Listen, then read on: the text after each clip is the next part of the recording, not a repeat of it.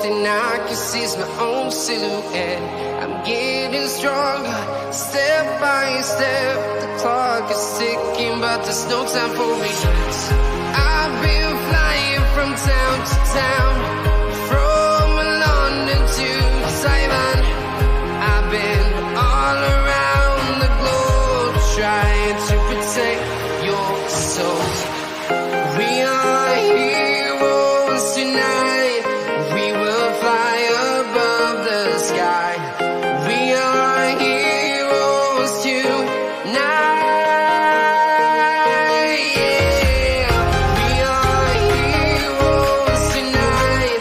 We will fly above the sky. We are heroes. Good morning, everyone. I finally got Joseph to answer his fucking email. I have a job, woman. Yeah. Okay, all right, that's fair. We are going to talk today about Isom number 2. Have you seen the trailer by chance? I have not. I didn't even know the project was underway. You also have an echo, by the way. Let me address that. We are also going to talk about Trump's indictment, which is Big hilarious. surprise. Yeah. Kind of hilarious, especially when you go through the indictment. It's kind of damning, to say the least. At least at first glance, yeah. Yeah. And then we're going to talk about Call of Duty. Now, I know Joseph is a gaming person, so I think this is... Do you know this situation? I read about it last night. Apparently, Timmy Okay. Tatman was in a conversation, as I understand it, a more generalized conversation about everything non-heterosexual. The exact comments or the exact controversial tweet I am aware of, but I still don't know the context. So I didn't see the entire conversation. I'd like to see what led into that, because everybody's only talking about the exact quote. Right, and it was Nick Merckx who originally had said it. Now, there was a protest, Okay. There was a protest, and I believe it was in Ohio. And they basically had a pride celebration. Why they're still in school is beyond me. Like, I remember getting out at the end of May, but whatever. And it's weird because Kids these days need more school. I don't know if they need more. They just need better schooling. Like, let's be real here. Kids are dumb. I'm just saying. But basically, there was a bunch Gotta of love them. Yeah. I guess you have to. There was there was a bunch of people showed up that their kids didn't go to that school. They maybe didn't even have kids, but they were just protesting LGBTQ stuff, right? And all Nick basically said, Nick Merckx is, I believe, his name. How about you just leave the kids alone? Now, I don't think this is some guy out there I'm gonna bash all the queers. No, I don't. Right. I just think he didn't know the situation and probably doesn't deserve what's going on, in my opinion. From what I gathered, what's other commentary that I had read, again, I read this last night before bed, but from what I read, people took that as a generalized attack, just basically accusing the left of just disregarding minors. But like I said, I didn't see the entire conversation. Yeah. So I don't even know that the exact quote is in context right now. Yeah, and that's the thing, we have to come to a point where we don't think everything is racist, sexist, or homophobic and are able to have conversations. Honestly, he did not say any, and I'm a little bit of a lefty, not a lefty. I'm a little bit of a liberal. I don't think he should have had his skin removed, but we'll get to that. Let's talk about Isom number 2 first, because I did see earlier somebody There's a trailer. There is a trailer. And apparently Young Rippa is the best in the game. 100. 100.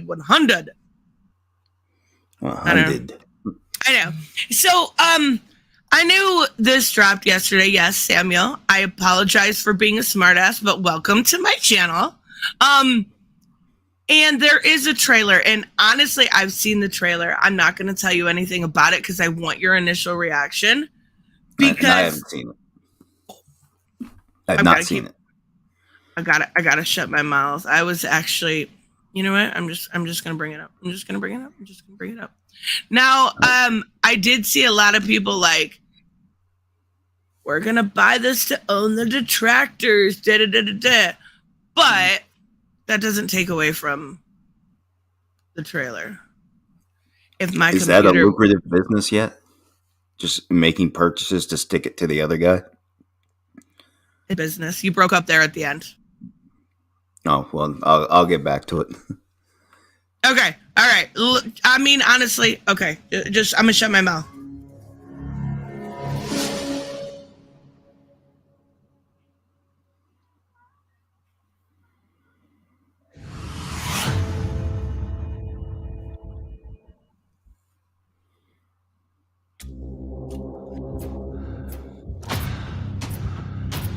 Time is a fascinating thing.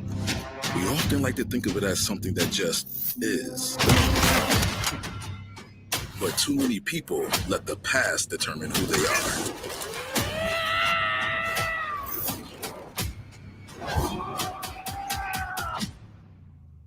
When true greatness is determined by how one deals with the present.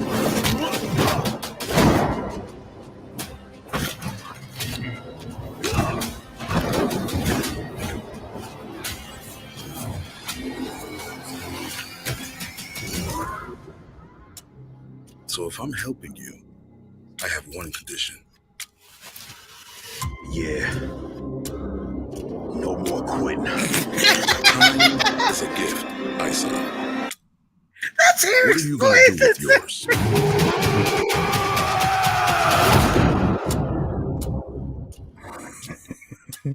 I'm sorry. I was trying to get like.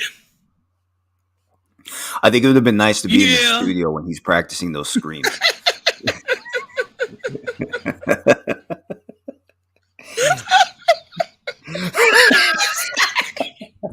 That was so the voice acting. I'm sorry. I'm cool. Okay. The animation is good. The animation is really good, but this isn't for an animated project, so that really is nonsensical.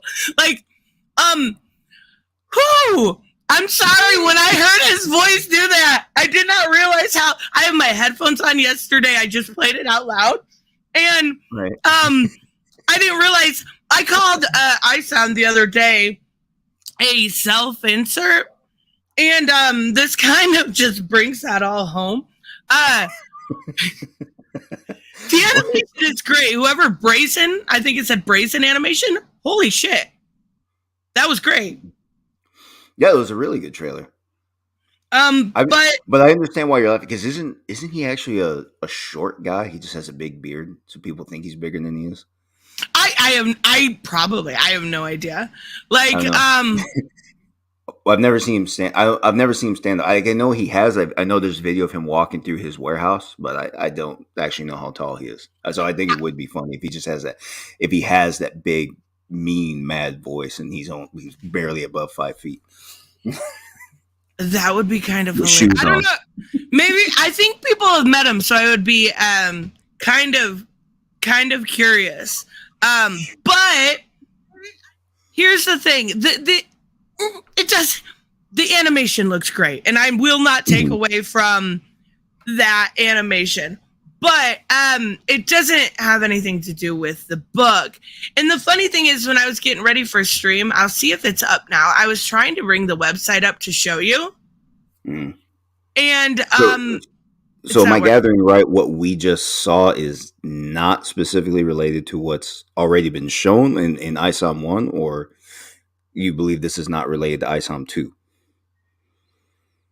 Did I gather that correctly? Or did I hear something wrong? My understanding is Isom 1 was like Isom got a task, so to speak, and then somebody insulted his feelings, and he tried to find that person the whole time and then went back to task. That was my understanding. I haven't read the book. I'm not interested in supporting Eric July. I'm simply not. But I thought you guys were okay though. Yeah, we're okay, but I'm not going to support him. Okay. Yeah, I have no issue with him. I have no personal vendetta. It's not interesting to me, right? Like, well, I know a few people that did buy his comic. The best I got out of it is, well, it's a start.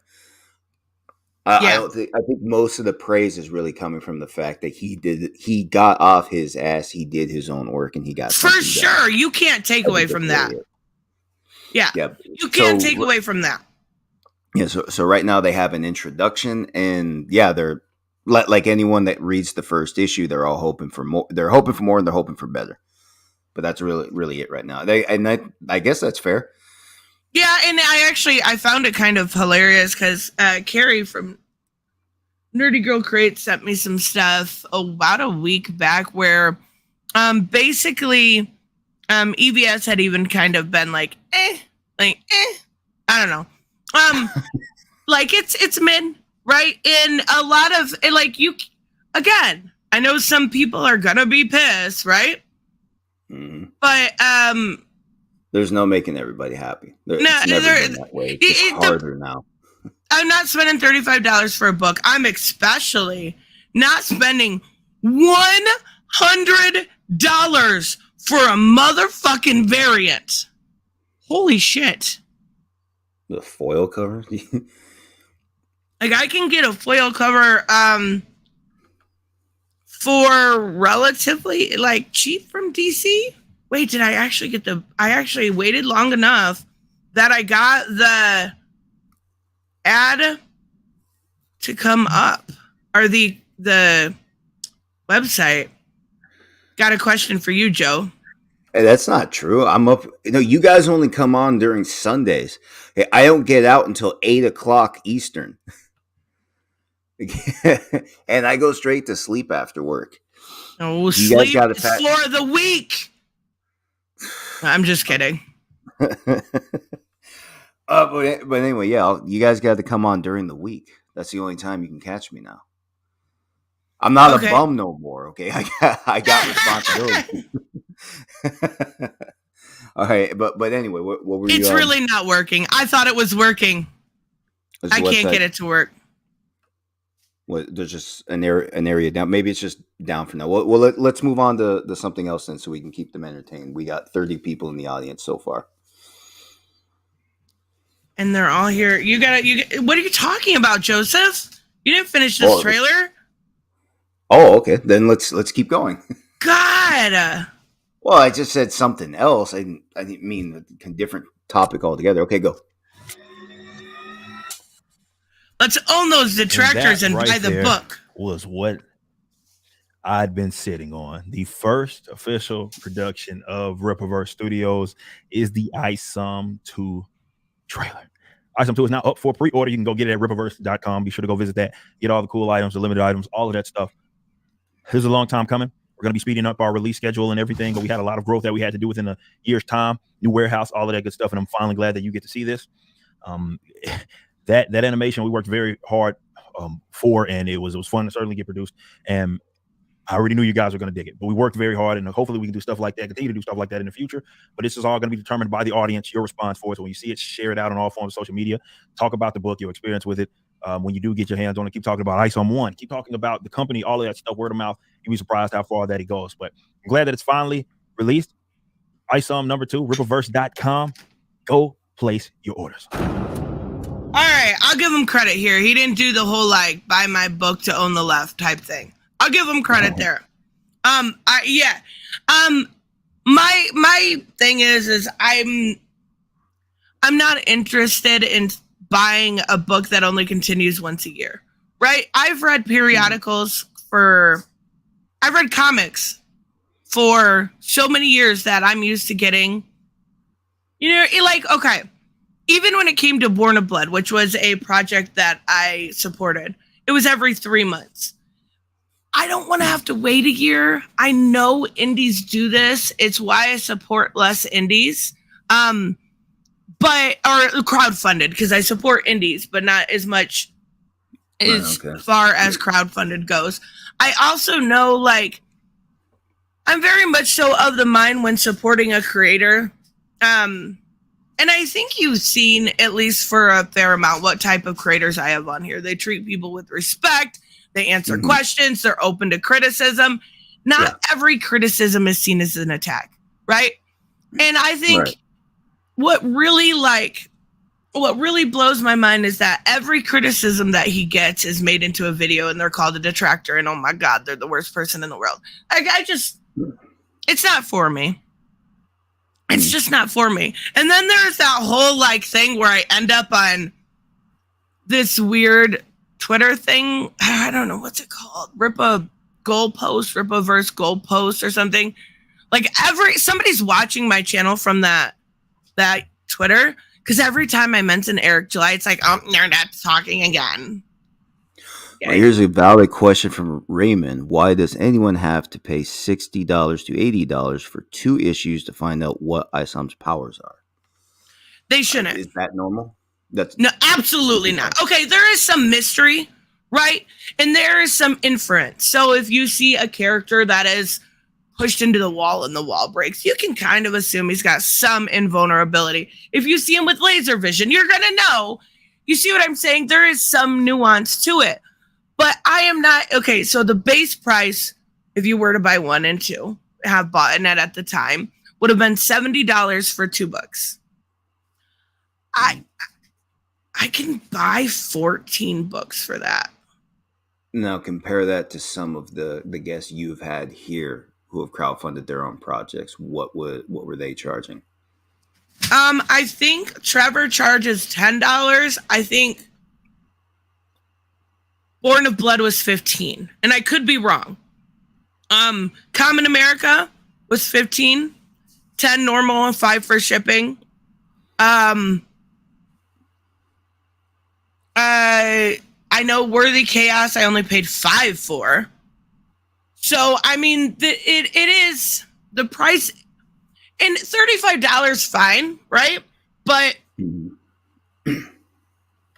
$100 for a variant from Shane Davis, who's kind of the most garbage tier person out there, blows my mind. What else has he done? What else has Shane done? Superman Year One, or Earth One, I'm sorry. When he was in the main comics industry.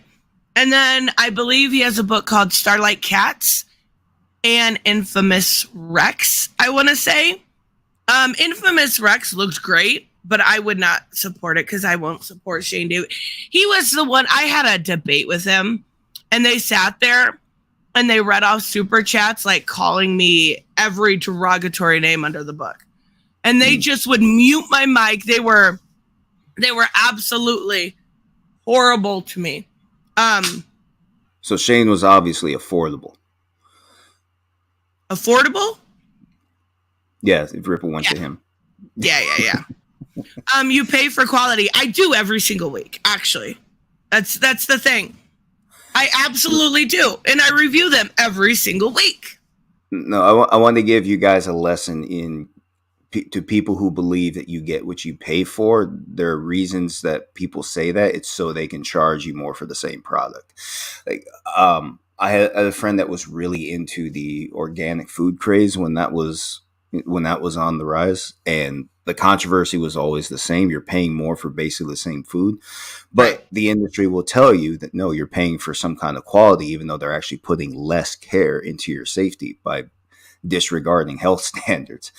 And when he moved out of California to Tennessee, and he met a butcher there. Hold on, you still hear me? My computer cut out a moment. Yeah, no, you're good. Okay.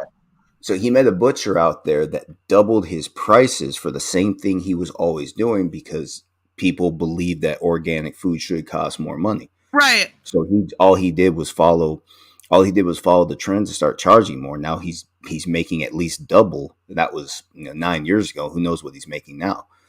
And all because people believe the quality should cost more. Right. Yet he was charging half that until people started saying over and over, "You get what you pay for." So keep that in mind, guys. You think you're getting what you pay for? You are getting what you're getting a heap of shit that you're getting a heap of shit at the same time. That's really what you're paying for. Right. And I understand.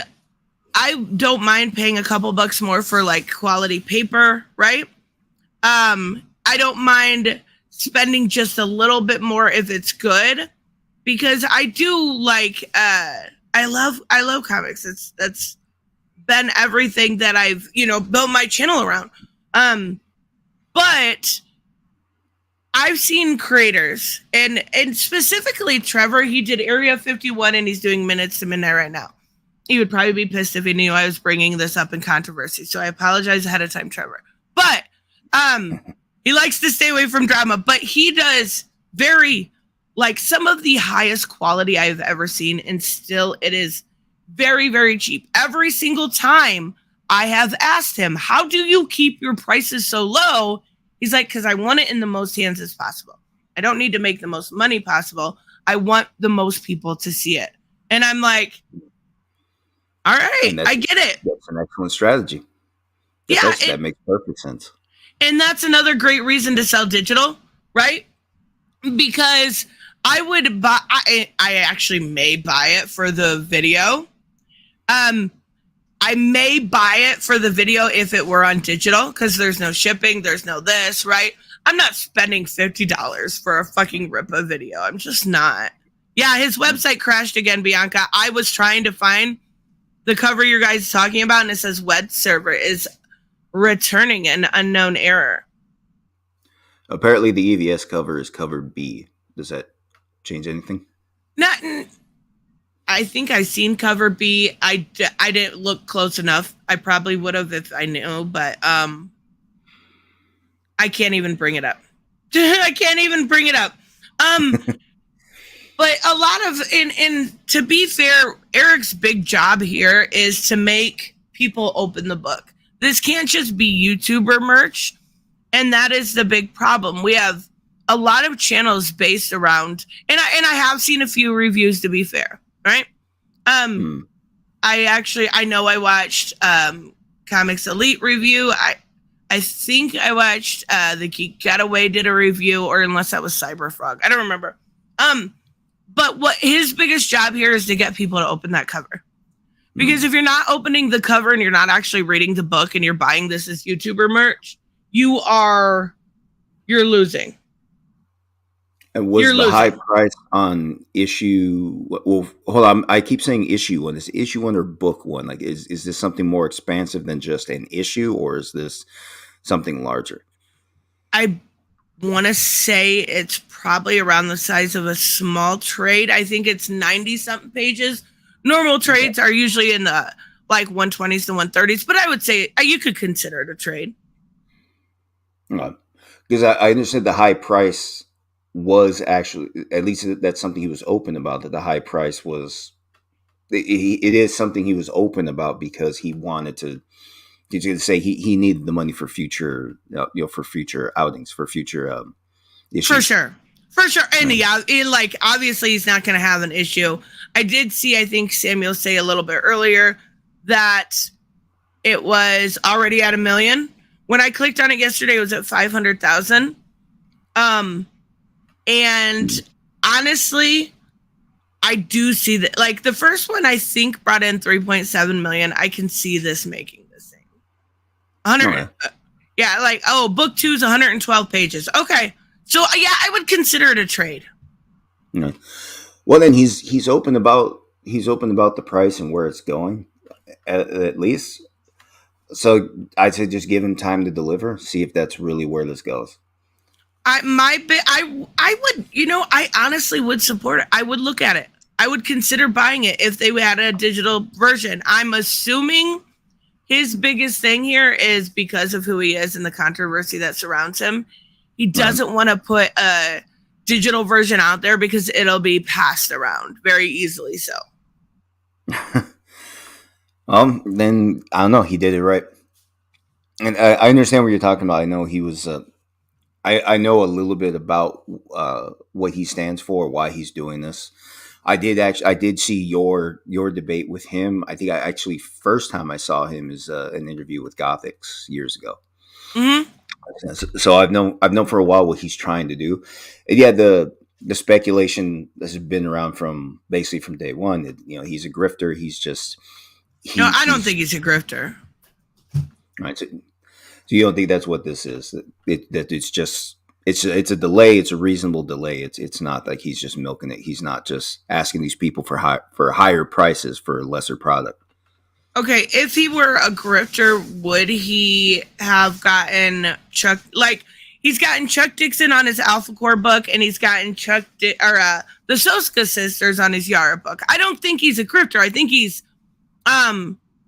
delivering on his product, but I do think, at least from what I've heard, it's very subpar. Here is the Ethan Van Sciver cover. Can you zoom in on that? Thank you, Samuel, for sending this. It's going to grab some attention. Yeah, it's pretty. Good. Yeah, it looks fine. Well, I don't really have anything to say about this. It's only issue 2, so obviously comparatively, it's a bit lackluster. But you just gotta let it. I guess you just gotta let it unfold. I think you're gonna have to wait until issue 2 to actually see if there's anything to say about this. Good on him for getting off his ass and making things happen. I'm pretty sure I'm allowed to say something. Here's the thing. I didn't say shut up. I'm just saying. No. I know, not you. He's for years, without actually seeing movies, without actually reading comic books, without actually doing this, has gone and said, well, I can criticize this without reading it. I can criticize this without seeing it. So, I mean, I'm not uber impressed. I'm not. From what I gather, even the people that are supporting him are not that impressed. Like I said, everybody said it's a start. They paid big money for a start. And credit where it's due. He's trying. I can say that. Oh, for sure. Obviously that's a big difference compared to some of your guests. What they have accomplished with less money and the frequency in which they deliver compared to him. I don't know what he's got going on in his life, so I don't have really strong comments about this. All I can say. How dare you be logical and reasonable? Reasonable. Reasonable. you have some edibles in your teeth. You might want to clean that up. Yeah, shut the fuck up. The barrier entry is still $70 before shipping. I'd rather buy a video game. And truth be told, yes, I would too. Me too. In fact, I was watching footage of Mortal Kombat this morning. You want to talk about that for a little bit? Because I know I sent you a video of somebody who got to play it at the Summer Are you worried about cameos? I actually am. Because I don't know what that does. Here's the thing. If I were to meet somebody who's already played it, I want to ask them, does this feel like a new game or just a continuation of the last one with some different features?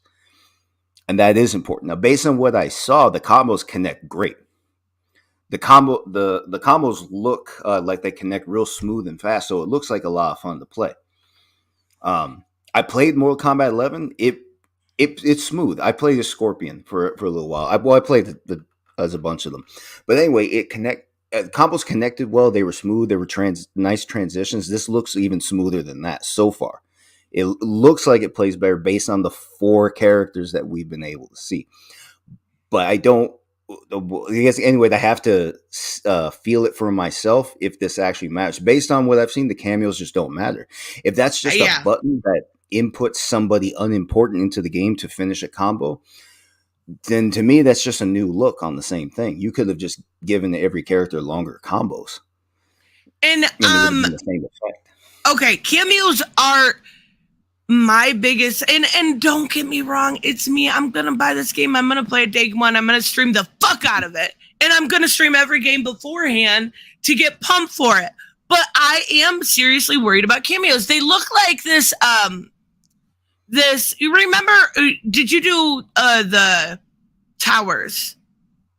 in 11. Okay, so do you remember those add-ons you could put on where you'd have like Sector come in or something along those lines? That's what it feels like. You never use. Okay. Well, there would be like, you could hit right bumper or left bumper. And they would come in and do a move or you hit up. I don't remember what it was, but regardless, that's what the cameos feel like to me. And I did see Ed Boon do an interview with a smaller channel last night. So he did say there are some cameos that are specific to the game story, the story mode, that you won't be able to play in the regular game. And honestly, there's only, I think they said there's only like one fatality for each of the cameos. I could be wrong on that. And it is worrisome a little bit because to my understanding, there is no way to turn it off. And well, now here's the thing. I'm not for or against the cameos, but what do they do? To me, it just looks like a new look. So it's another button I press to get one or two more hits in my combo. I could have gotten that with or without a cameo. What does this really do? Because like I said, so far this just looks like a new look to the game. It's not really a bad look, but if you're somebody that wants to play for the challenge, you want to know how well this controls and what kind of options you have. And I don't see how this differs from just letting me throw in 2 or 3 more strikes. And here's another thing, because I think the concern you're really getting to, who is going to be a cameo character, who's not going to be otherwise playable. Because it seems like there are characters for cameos and they're playable characters. That's a weird thing to me. Now, even though the classic look characters, I think they should just keep those in the background anyway if they're going to implement them at all. I think the classic look is just a horrible look. I remember playing. Did you see? Is it just me, or does Sonya look like a Karen? Her head and her chin are huge. She looks like she can take a better punch than any of the men. She looks like she should be jogging down the road, and she's the bitch you have to honk at in order to move over. She looks like she would call your manager 100%. And I think they could have switched that. And MK3, I believe it was where she had the high ponytail with the bangs out. That would have changed. That would have made her look so much better. It's not too late to get that back. But the classic look from the very first game is just a horrible look. I remember playing the Mortal Kombat 1 and 2 were still fresh in the arcades. And I couldn't even see Mortal Kombat 2 because so many people were watching. So I was watching some other guys play Mortal Kombat 1. And they're 2 Asian guys. They're laughing. They're having a good time. They got smiles on their faces 100% of the time, even to the point where they said, "Is this what white people think we do?" It's just talking about the God, that's so funny. So I'm bringing it up not because it's supposed to be. I don't think it's an offensive look. It's just a goofy look. It borrows clearly from a lot of 80s action movies. And these are just looks that should have just stayed in the past. By rebooting, you shouldn't have reminded anybody of the past. Yeah, I'm not a fan. And then I seen the screenshot and they showed it during the Game Fest of Kano and he's smiling all big. I'm like, what the fuck is this? Like, he looks like he should be in a Pixar movie. It's Kano. That'd be funny. It's fucking Kano. So I don't mind. I think the classics are a little bit like they're playing into the nostalgia factor, right? Like nostalgia is a hell of a drug, and they are playing into that. This I need to know. Apparently not, but I need to know this. Is this a tag team game with a tag team mode? I haven't seen anything about this at all, one way or the other. It's kind of forced tag team, isn't it? Essentially. Well, what it looks like with the cameos, it just looks like you have an option to use the second character for a short time. Right. It's not in other. In a tag team game, you alternate between characters. Right. So that's not what I'm. It is metered. Yeah, it is metered, so you can't use, it just whenever you want. But and I don't even mind for the story mode. I think it would be very, very good for them to have a set of towers, something for it to have the ability to turn off or something along those lines, because I love tag team. We had tag team in 9, right? And you could do towers and it was fun, but this isn't exactly the same. You're right. And I'm worried, like, okay, one thing I will say that I loved is there was a few combos that you could see, like, okay, you were in the middle of a combo. You had, 1, 2, and 3, and then Sonya comes in and does 4. And then you finish with 5, 6, and 7. I thought that was really cool. Now you're going to have to, not only you said you mained with Scorpion, you're going to have to figure out a cameo you main with also. Yeah, I guess. And like I said, I just still don't know what it does. So it's a fixture of the game. I'm stuck with it no matter what. I guess we just pick one, just see what works. Yeah, it'll always be Melina and Katana. That's always the answer. But it's not a feature that's screaming at me. Because like I said, I don't see what it does for the game. I can see what it does for the aesthetic of the game, because that's obviously that's the first thing you see. But then what from there? In other words, if there were tournaments, there are going to be MK1 tournaments, obviously. Right. But when that season comes around, are the players going to want the option to turn off cameos? If that's what they're asking for right off the bat, then that just shows you no one really. The people that want to play the game for the challenge, they don't care about the cameos. I don't care about the cameos. I don't either. They look cool. Okay, I'll give them that. Obviously there's something you can do with that. The fatal blow with Kenshi and it was like Kenshi and Sonya that's been advertised so far. I think that's the only one. But anyway, it looks cool. Okay, it's a cool aesthetic, but at the same time, it's still just 3 major hits ultimately in that area of the combo, and then you get back to the fight. So it doesn't, in its effect, it doesn't differ from anything we've already seen for the last 2 games. So like I said, it's just a new aesthetic. Albus, thank you so much for the members. Holy crap, we got 5 new members. We got James, Reese, Hooded Justice, and Gary, and I don't know how to say that name. That's a hell of a name. Wherever you are, thank you. Thank you so much, Albus. Goodness gracious, I didn't even know you were here. Good morning. I see the conversation in the chat, so I gotta ask you. Xbox or PS? PlayStation, always. Yeah, I like it. Who is there even any comparison at this point? No, but okay. Historically, online gaming has been smoother on Xbox, but that's also because it really started with the PS3 era, and then which Xbox was that? That was Xbox One, right? During the PS3, I believe that was Xbox One. Yes. Anyway, wait, was it 1 or was it? Yeah, that would have been 1. Holy crap! Remember, that was just what it was called, Xbox One. Anyway, Microsoft charged players to play online. So Sony felt like they had the upper hand because they weren't charging people to play online, and then there was a security breach. Credit cards and such were lost because Sony was not dishing out the money for higher security like Microsoft was. Right. As far as I know, this never happened. So as far as I know, online play with Microsoft has actually been a lot smoother. With Sony's streaming service is absolutely dismal. Have you ever tried it? As far as like PS Plus? No, it's PS Now.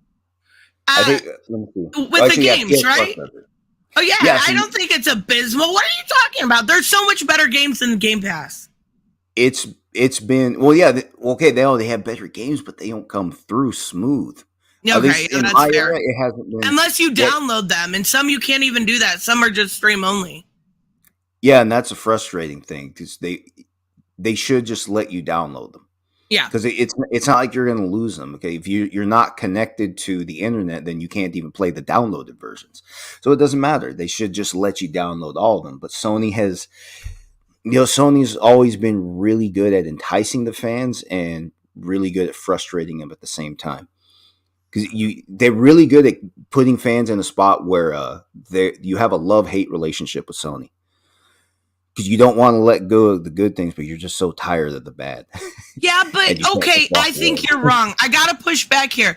When I go back to my Xbox, I get annoyed. Like it's just become a DVD, not a DVD player. It's become a streaming thing because the problem is it's slow, it's clunky, it's not, the interface isn't near as good. Maybe I'm just used to a PlayStation much more, but honestly, I don't find the games like what exclusives do they have? Halo, woo, yeah. Whoop these shit to Halo because I I'd already know. played similar games on PC before that. So I understand people who are seeing something like that for the first time are a bit compelled, but I wasn't. I didn't think Halo was anything special. So there was Halo first. Fable was actually a big one, and as you're seeing, that's making a comeback finally. Yeah. They did have something. Oh, like one I can think of that stood out for a little while called a Sunset Overdrive. Oh Did you ever see yeah, that? okay, yeah. I know exactly what you're talking about. Yeah, that was a good one, and that's honestly all that comes to mind. They've rarely had any compelling exclusives. Honestly, Yeah. that's about it. That's all I can think about. State of Decay, maybe. I don't know. Like I would much rather have the exclusives that we have on PlayStation, whether it's God of War or Spider-Man, Last of Us, Uncharted. Like there's so many good ones. By the way, Spider-Man 2 is going to steal all the awards. Yeah, no, that's not going to happen. You know that, right? Promise you. No. It's already doing better than any Arkham-based property that has been out in decades. I don't believe you. Believe me, it's going to. All right, I played all of them. I do like the Arkham series. Don't get me wrong. Well, with the last one, Arkham Knight, the last one that was actually enjoyable, it got too easy, even on the highest difficulty. So it's good. It's fun. Shut the fuck. You've seen me play games before. It got too easy. Shut up. But I am one of those. I am one of those that will play on the hardest difficulty and really, really press myself to get that prize. I mean, I get that. But I didn't find myself challenged at the highest setting with Arkham Knight. Well, once you got used to it, okay, yeah, the first go around, yeah, you had to get used to it, and then once you get used to it, it's too easy. It just loses its effect. Spider-Man. Brandon is right. He did bring up an exclusive that was great for Xbox, and that's Gears. That's another thing about, and there's another thing about Xbox because they've had so few compelling exclusives. I have just disregarded their existence. Yeah, for the most part. Yeah, I know. That is true though. Gears of War was probably their most celebrated exclusive, at least that I can think of. I mean, and it was great. Like from a mechanic standpoint, from a narrative standpoint, everything about Gears was really, really good. I forgot about Gears. That's a good example. And you were just playing it. Yeah, I know, right? And I never went back because, I mean, there's so many good games coming out that I want to play the first like stuff on stream. And I did yesterday try to play Spider-Man. But the upscaling was on when I turned it off. I'm going to try it again because I turned upscaling off and it seems to be working better. Quit chewing on my headphones, you little shit. Yeah, it was a little bit smoother after that. Anyway, with Spider-Man, here's a challenge with superhero games. You need to make sure that we feel like this character. Yes. Spider-Man for the PS4 version, so far the series has made us feel like Spider-Man. For the most part. I'm the worst Spider-Man then. Well, okay, Shattered Dimensions. I like Shattered Dimensions mainly because of Spider-Man Noir. Yeah, and that's hard to do because usually when you go with the symbiote Spider-Man for any reason, usually he steals the show. Spider-Man Noir actually stole the show out of Shattered Dimensions. For the PlayStation titles that are going on right now, for the most part, yeah, they did a real good job of making you feel like Spider-Man. I don't know. There are a lot of things they could have done better. There were some mechanics in the first game that were mostly good, but then they got real frustrating. Like you saw in Shattered Dimensions how you don't specifically aim where you want to shoot the web sometimes. There's just a button. Yeah, there's just a button. So if you're looking the right direction, you press that button and that's where you go.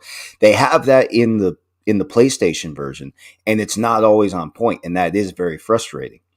So you won't get to a point that's 30 feet from you, but you might get one that's 90 feet away. So it's not always precise. there are some finer things they have to work on.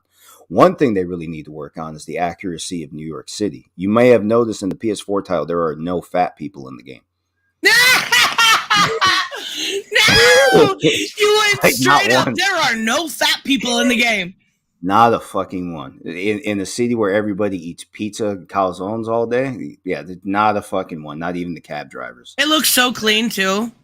Like, and we Oh, know better. It looks great, but I think for the PS4 version, I think they just wouldn't it be funny though if the reason they didn't put fat people in the game was just to save space. Oh my god. Oh my god. You know, no, I mean like literally, like we know New York is dirty in places. Everything looks like it's been swept and clean and like even where are the Italians at? Yeah, come on. Hey, for those of you who don't know, there's a reason you only see Times Square from one angle. There's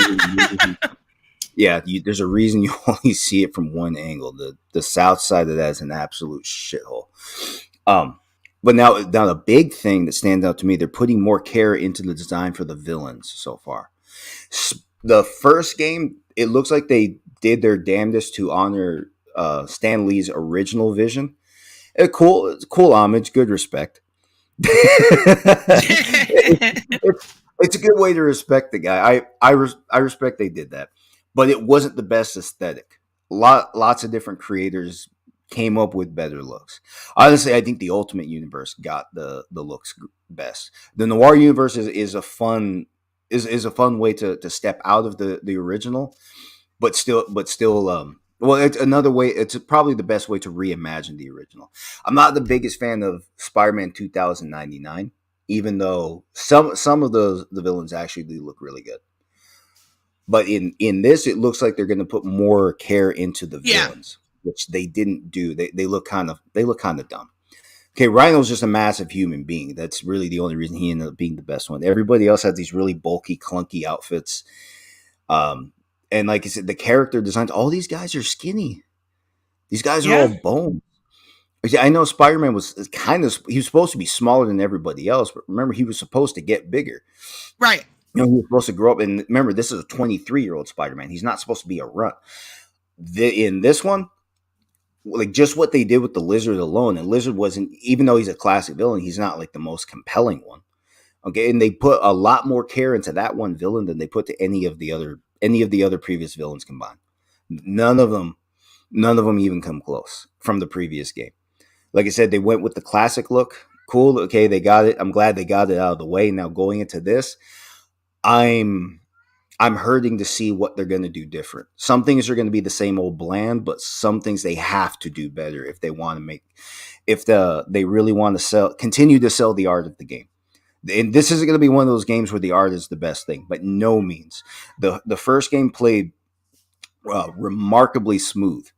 The way you connect your hits, your combos, your gadgets, the way you can evade, all the little things you can do. And like I said, you feel like Spider-Man at the same time, because once you get it right, you actually feel untouchable. Right. Of course, you got to do it. What did he do? But here's the thing: you said you got to do it right. That there's a disconnect in my brain when it came to Spider-Man. I don't know if I'm just allergic to Marvel or what.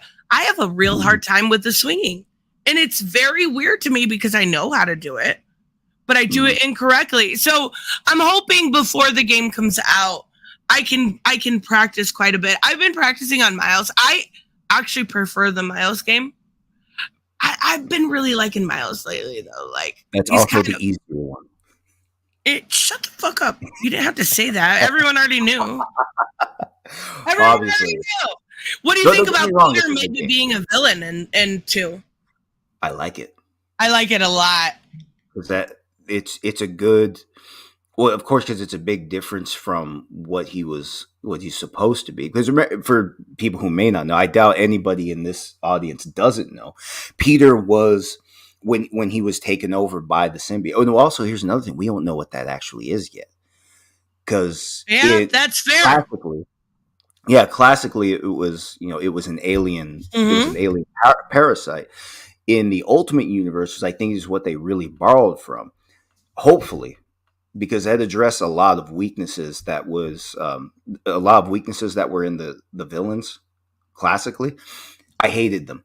Like the high pitched sound, or you can just light up a cigarette and then Venom's just the biggest pussy on earth. Fucking killed me. I think he's like the coolest, one of the coolest villains ever, and he's a total puss. If you light a match, it's fucking ridiculous. But they fixed all that in the Ultimate Universe, and they made him into something evolving. Plus, in the Ultimate Universe, he was something made on Earth. It wasn't even specifically a parasite. It was something that was made with something that had anti-cancer properties, but also had implications for its overall athletic performance. But obviously it was supposed to be rationed correctly. Peter took a small amount, and then Eddie took the whole thing. So that's why he basically evolved into a monster. Well, they did say this is not. There will be no Eddie. Yeah, and that's another thing. And did you see the ending of the first game with the symbiote little thingy? Well, yeah, you might remember that Norman goes into a lab that's hidden in his penthouse, right? And and that's where Harry is. So Harry's in that tank, and then you remember something like the symbiote reaching out. Okay, that could have been what's going on. So Harry could be, because that's been done in comics before. Harry has been Venom, right? I don't know where, but I don't remember where, but I know that's been done before. So maybe it's Harry. So maybe that explains why there hasn't been a Green Goblin yet, or maybe a new Goblin, or any sort of Goblin that Harry becomes. Right.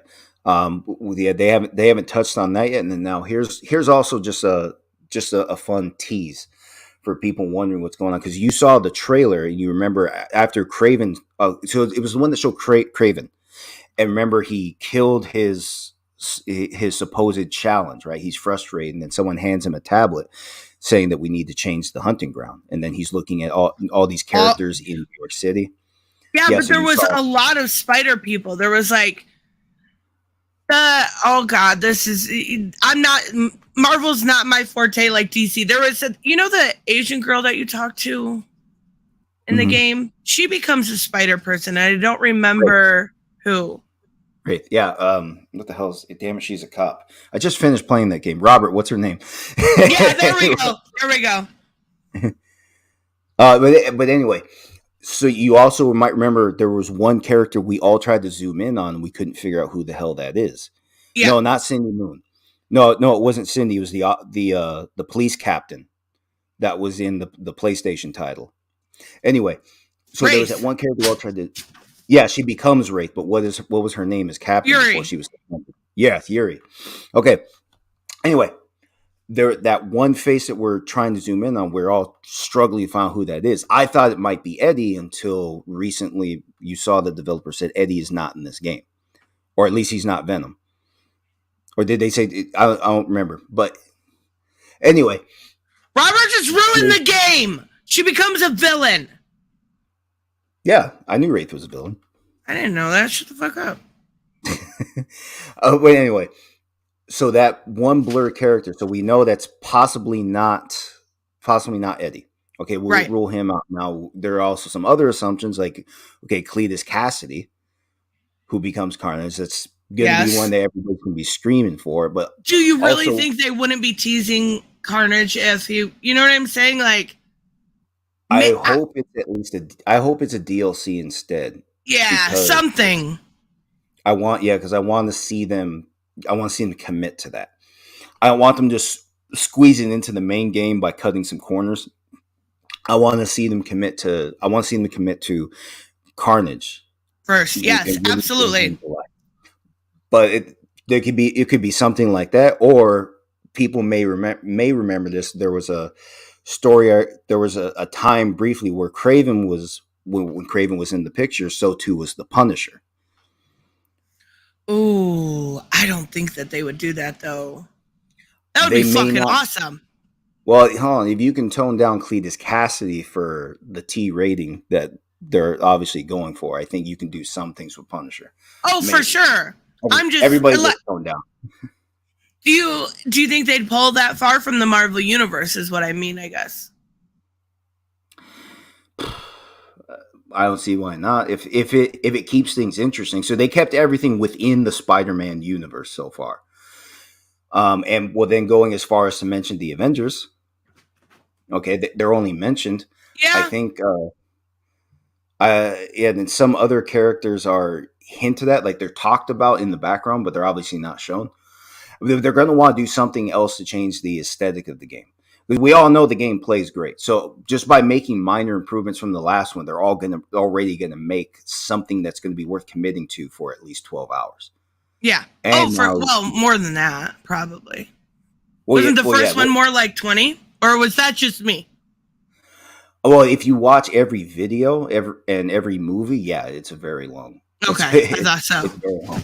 But yeah, if you skip out on those, you can do it in a lot less time. So for a new experience where people are going to be leveling up and trying to get the most out of the game, and especially you introduce the symbiote Spider-Man. So historically, that's just the biggest fan favorite outside of the classic. For me, the biggest surprise is when they put the MK1 armor, the armor that Tony Stark gave him. They put it in his DLC. Yeah, that was a big surprise to me. To me, that was second best. I would have taken that since they didn't put the symbiote suit in the first game. Drove us fucking crazy because that's what we really wanted. Well, there was a story reason to save that, though. So now looking back, it does make sense. Yeah, and so obviously, and that was the frustrating thing because what we really wanted, we had to wait for, and they did it all right because the people who enjoyed the game was most people, not named Tristan. Okay. I'm sorry. It's the swinging. But get used to the game. For anybody who hasn't played it, you're really missing out. Anybody who does play it, like I said, it's probably going to steal the show. You were disappointed with the PlayStation Showcase recently. I was disappointed because everything was like futuristic, but they had the Spider-Man stuff saved that showcase. If that were not in there, that would have been a bust. If I had known Spider-Man 2 were going to be on display, I would have promised you it would have stolen the show. It did steal the show. It was there was a couple things worth mentioning, but it was a lot of weird shit. I don't know. It wasn't as bad as the Xbox one. I'll give it that. But the so far the Summer Game Fest has been best, just simply because there were some cool games, and then you of course have Mortal Kombat. Have you, out of curiosity, since we're on games before we talk about Call of Duty, have you tried Guardians of the Galaxy? Not the video game. Oh my God. I was this is a game that I was shocked was so good. And I keep wanting to go back to because it was that fucking good. You need to try Guardians. It's really worth your time. And I think a lot of people were scared because of the Avenger game. Right. Everyone was I don't know about this. After that Avenger game. Because historically, when video games and movies are side by side, the video game gets neglected. It has a real generic feel for a wider audience. Right. Yeah, may not be the worst thing on earth, but gamers that want a challenge, they won't be impressed. You can't milk them out of $70 like that. No. So, well, $70 now, and that's a big thing going forward with video games because we're getting a lot of promises for $70 that we don't have. Right, so and that's base game. Base game. Yes. So let's say something like Spider-Man is going to steal the show. Spider-Man will be worth your $70. Promise. For anybody, and they have different difficulties for different people that want to enjoy the game for different reasons. I played it on easy and the ultimate setting, the hardest one. Plenty for anybody to enjoy. It's a great game for anybody. And it's not going to be as good in Mortal Kombat, but it's fine. Well, there are more questions for Mortal Kombat than Spider-Man right now. That is true. People want to know more about what Spider-Man has to deliver. People are questioning what Mortal Kombat so far has done right. Nobody's questioning yet what Spider-Man 2 has done right. Did you see that symbiote suit? It looked like he was wearing a helmet. It looked like he had shoulder pads. He was going straight back to 1982. Yes. Well, that was something they should have done. Make his shoulders. Okay, look at Shattered Dimensions. Look at how Spider-Man looks in his overall build. It's it's a stronger athletic build compared to what they put in the PlayStation title. Like I said, I know fat jokes aside, I really think they shrank the characters to save space in the game because they were stressing the PS4's hardware. But for this game, they shouldn't have to worry about it unless they're really, really trying to push the PS5 right now and stress out the hardware. I don't want to see that yet. I don't want to get to that point where load times are getting slower. Mm-hmm. I haven't seen that yet. All in PS5 I haven't either. games, right? And I don't want to get there yet. It's going to happen, especially towards the end of the system's life. But I do, and like Raymond said, I do strongly agree. Yes, Spider-Man 2 will be a contender for Game of the Year. I don't think it will be Game of the Year, but it's going to be a contender in all the best awards because it is so much fun to play. It is so accessible, but it's always the RPGs that, or something like that, something more storied is going to be Game of the Year. No, it may. And to be fair, we know that Mortal Kombat's going to get best fighting game. It always does. But no, you're probably right. It's going to be, I'm actually still surprised that Elden Ring won last year because fuck Elden Ring. This shit's so hard. Elden Ring. It's just... Skyrim ruined RPGs for me because the grind was just so long. It took so much fun out of it for me that even in the recent God of War games, for the first and the recent one, Ragnarok, I didn't even bother max out before finishing the game. I just got to a point where I said, fuck it, I'm just going to finish it because it just takes so long. And that's not nearly as bad as Skyrim. Because in Skyrim, it just takes fucking forever to do anything. And then you only get to the third dragon, you're getting your ass handed to you in no time. And then, here's what happened with me with Skyrim. I let a relative play her own game, and I forgot to. You might remember how the PS3 saves. If it either forms a new one, right away, unless you go back to the old one. But skipping ahead, basically, she accidentally overwrote my save game, and I had already spent I don't know how many weeks in there. Oh and I just no! It was an accident. Plus, actually, I think I told her go to that one, and then she did, and I was the one that fucked it up. So bottom line, I can't do grinds anymore. The people who are going to really enjoy games like Final Fantasy 16, that's for the people who can enjoy the grind. That's for people who don't have lives, don't have loving families, or do, but they won't leave the basement. Okay, that's going to be for those guys. But games like that, they're probably just going to be handed the Game of the Year award, which I don't care much for awards anyway. But if something, when you talk about awards, the only thing I can say for people who are looking to awards, they should be looking to that to wonder why it's getting so much attention. So it's good for promoting the title, except for games like Stray, which I promised you was utter bullshit. What the fuck was that? It was a joke.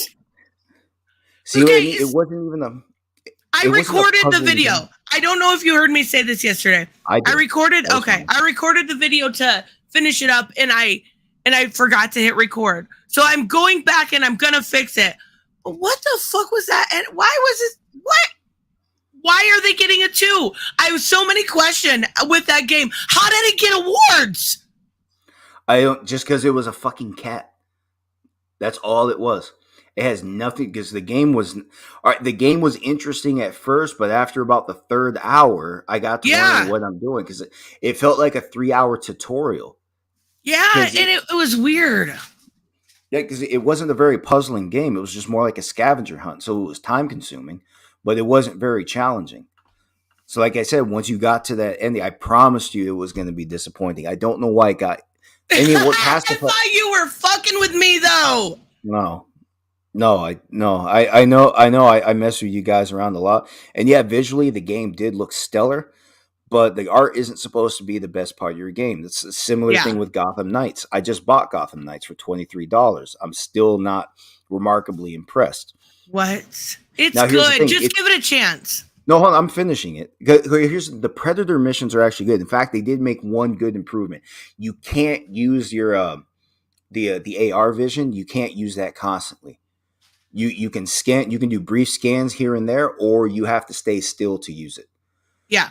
Because without that, when you have it on all the time, it does take the challenge out of the game.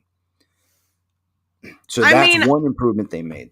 But the combat generally, it's really slow. Now here's the thing: Gotham Knights generally has the same combat system that Spider-Man has. You have your short range, long range attacks, and the dodge. At least the dodge is remarkably responsive. 100%, 100% of the time. It's responsive except when you're committing to a very hard attack. But past that, it's responsive. And Spider-Man was a hell of a lot more fun to play. They botched it hot with Gotham Knights. I mean, yeah, it's nothing compared to the original Arkham series. I will give you that, but I did enjoy it for what it. Like, I really like the story. I like being able to play as the Robins. I like being able to play, well, and Batgirl.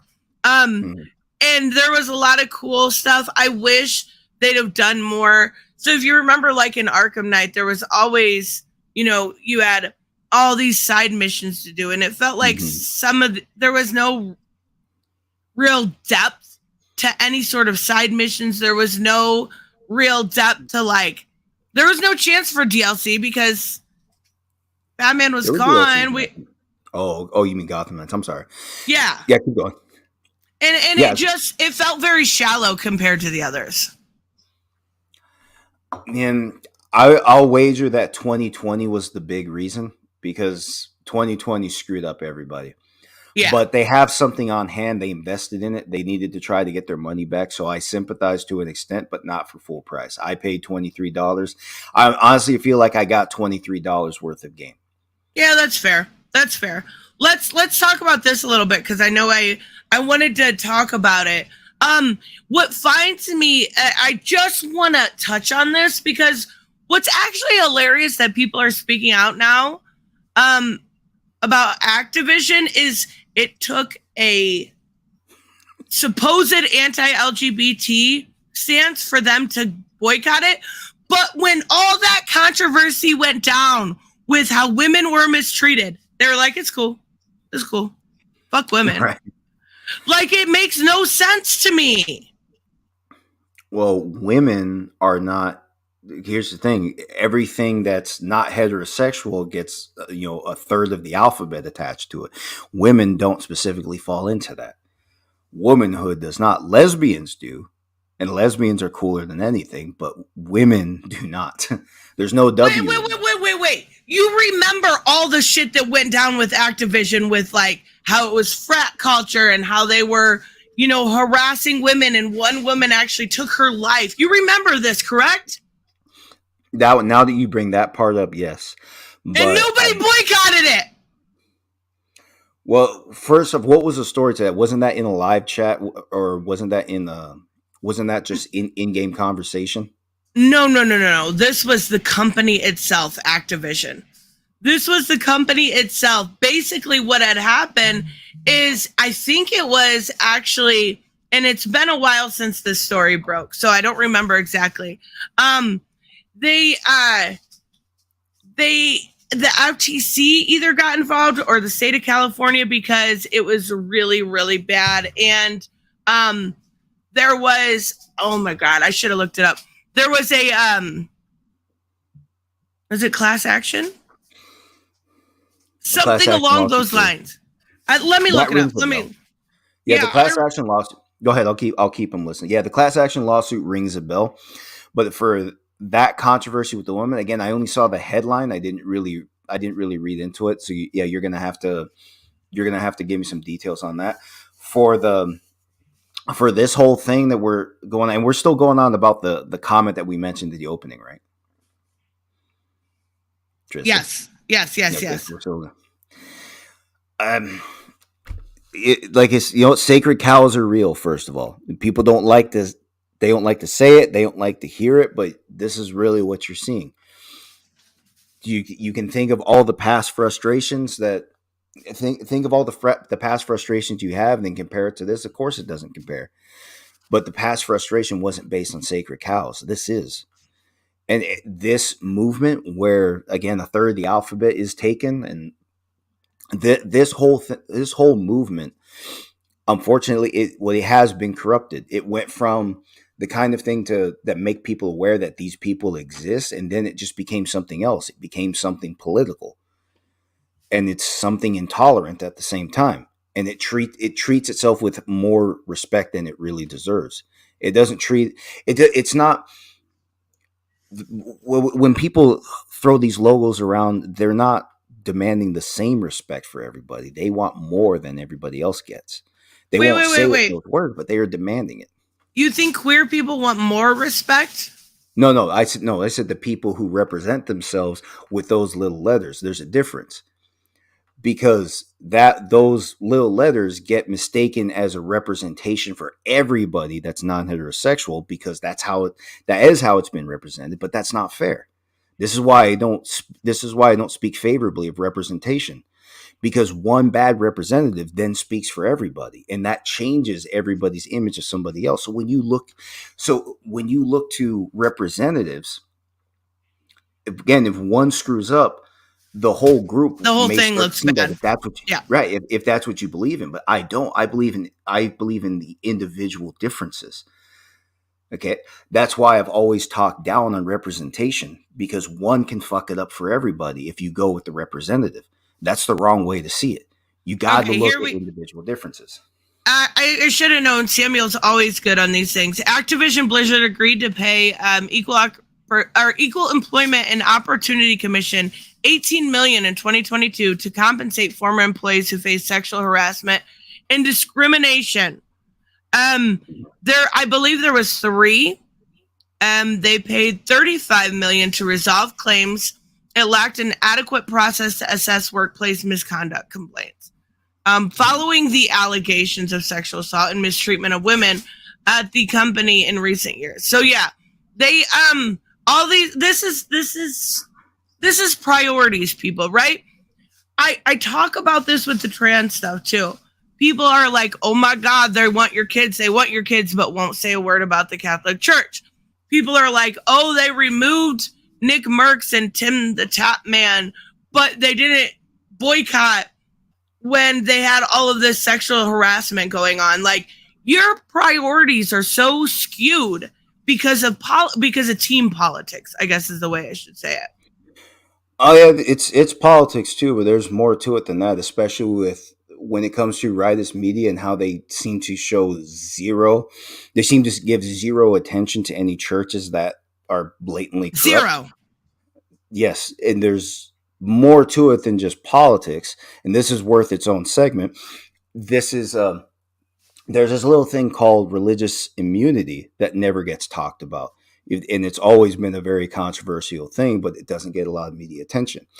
Religious immunity, basically, in writing, it's immunity granted supposed to be for honest pursuit of religious practices.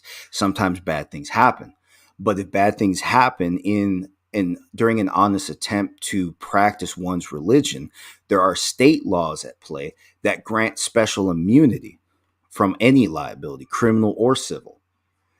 And what's going on here now? Here's the thing: they're not specifically immunities against generally applied laws like assault or any sex crimes. However, courts have granted immunity for people who honestly believe what they were practicing was part of their religion. There are pastors that have beaten the shit out of kids because they thought that was honestly part of their religion, and they got nothing. That's fucking ridiculous, Joseph. Yes, and now here's the thing: that it's not specifically written that sex crimes are grounds for immunity, but the way these laws are written, it can be open to interpretation. So the judge can say, that was honest pursuit of one's religion. We'll just scratch off these charges. And then the hardest charges won't even stick. Now, you want to see how bad this goes, you have to look for a rabbi. This took place in New York. This is a rabbi practicing an older practice, a dated practice that's generally not done anymore, where for some reason the rabbi will suck the blood out of the wound from the circumcision. What the fuck did you just say? Oh, it gets worse than that. This rabbi passed on herpes to 3 babies and did not face any prison time or civil liability because of religious immunity. Oh my God. And now for details, one of the babies did die. 2 of them did live, but one of them naturally had developmental issues because of the herpes virus. And yes, both both of the surviving babies live with herpes. I don't know what's up with those kids these days. That's an old headline. And yes, this rabbi got to walk away with it. So a key reason you're not seeing this attention given to corrupt churches from the right wing, it's because they don't like to bring up the conversation around religious immunity. And you guys can look this up. There's a website, you guys use this right now. It's called whatstheharm.net. And that's where I got that headline years ago. And he doesn't just type a post. He'll give you a link. The founder of that website, he'll give you a link to the original article as long as those pages are still valid. Oh, and my that's where I God. learned about this one. He has a whole section dedicated to religious immunity, things like people who were praying instead of taking their kids to an emergency room. And that's not specifically protected by religious immunity, but depending on your state laws, some parents can get away with neglecting the health of their kids. Oh, yeah, I because saw of that on religious Family immunity. Guy. Really? Even Family Guy talked about that? Yeah, fuck yeah, they did, where Lois was trying to steal a baby to get it help. Oh, I didn't see that. You're Okay. missing out. No, I'm just kidding. But here's the thing, like, I don't think it's as, like, in some degree, yes, it is as serious as what you're saying with some of the bigger right-wing figures. But when it comes to people right now, they are very divided on the trans issue. And I think it's a big moneymaker. I think more than anything, it's got to do with the ability to make money. And if you put something with a big headline like Dylan Mulvaney does XXX, I don't know. I didn't mean porn. I just meant like blank. Right. You're gonna get a lot of clicks with that. So I don't know. I do agree that to some degree it probably has to do with that. But I do think there is a huge movement to demonize the trans ideology, or so. Wait, hold on, you said it right there. Trans ideology, like it's an exclusive platform. Like I realized what I said when I said it. But is that valid? Is that a valid statement? Maybe you misspoke, but when you think about it now, is that a valid way to describe these people? That there's an ideology at play. Absolutely, there is some, and I think I've looked into, at least in the last few months, since it's become front and center in a lot of the conversation, tried to do a bit of research when it comes to trans kids specifically, because I don't have, like, if you're an adult, who fucking cares? You're an adult, right? You're an adult, so do your thing. You're not bothering me. But when it comes to trans kids, I do, and sports and stuff like that, I see that as a much bigger issue. I do think the left would win a lot more if they would drop those issues. And I think, like, it's something they can do in order to address sports. Now, keep in mind, transitioning people are much less common than we think. They're in the news all the time, but they're not absolutely everywhere. But this, I feel like combat sports has actually addressed this indirectly, and it would work in some submission wrestling sports like jiu-jitsu and so on. They have open divisions for males and females to compete. They're separate from male and female divisions, respectively. So they have to be similar in weight, if I remember. Yeah, they have to be similar in weight. But that makes sense. But here's the thing. I at least as of right now, and again, my opinions change because I learn more information and I evolve my opinion. But as of right now, I really don't think that anyone that went through male puberty should be competing with women. I'm sorry. I feel like I'm kind of like trying to watch what I say, but I'm not trying to censor myself here and be real. Like that's a little fuckered up to me. Okay, you have to. I do understand that, though. Okay, me as a grown man, I would go from my job at a warehouse, unloading trucks, to my gym. Okay, and I'm competing with guys that are heavier than I am, and I've only trained with one. Actually, I've trained with two women ever.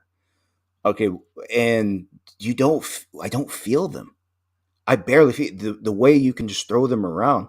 Okay, I've trained with the kids. Okay, I've taught the kids. Some of the kids are early teens, not even teens actually. They're more once they get to 11 or 12, if they're tall enough, they go to the adult classes.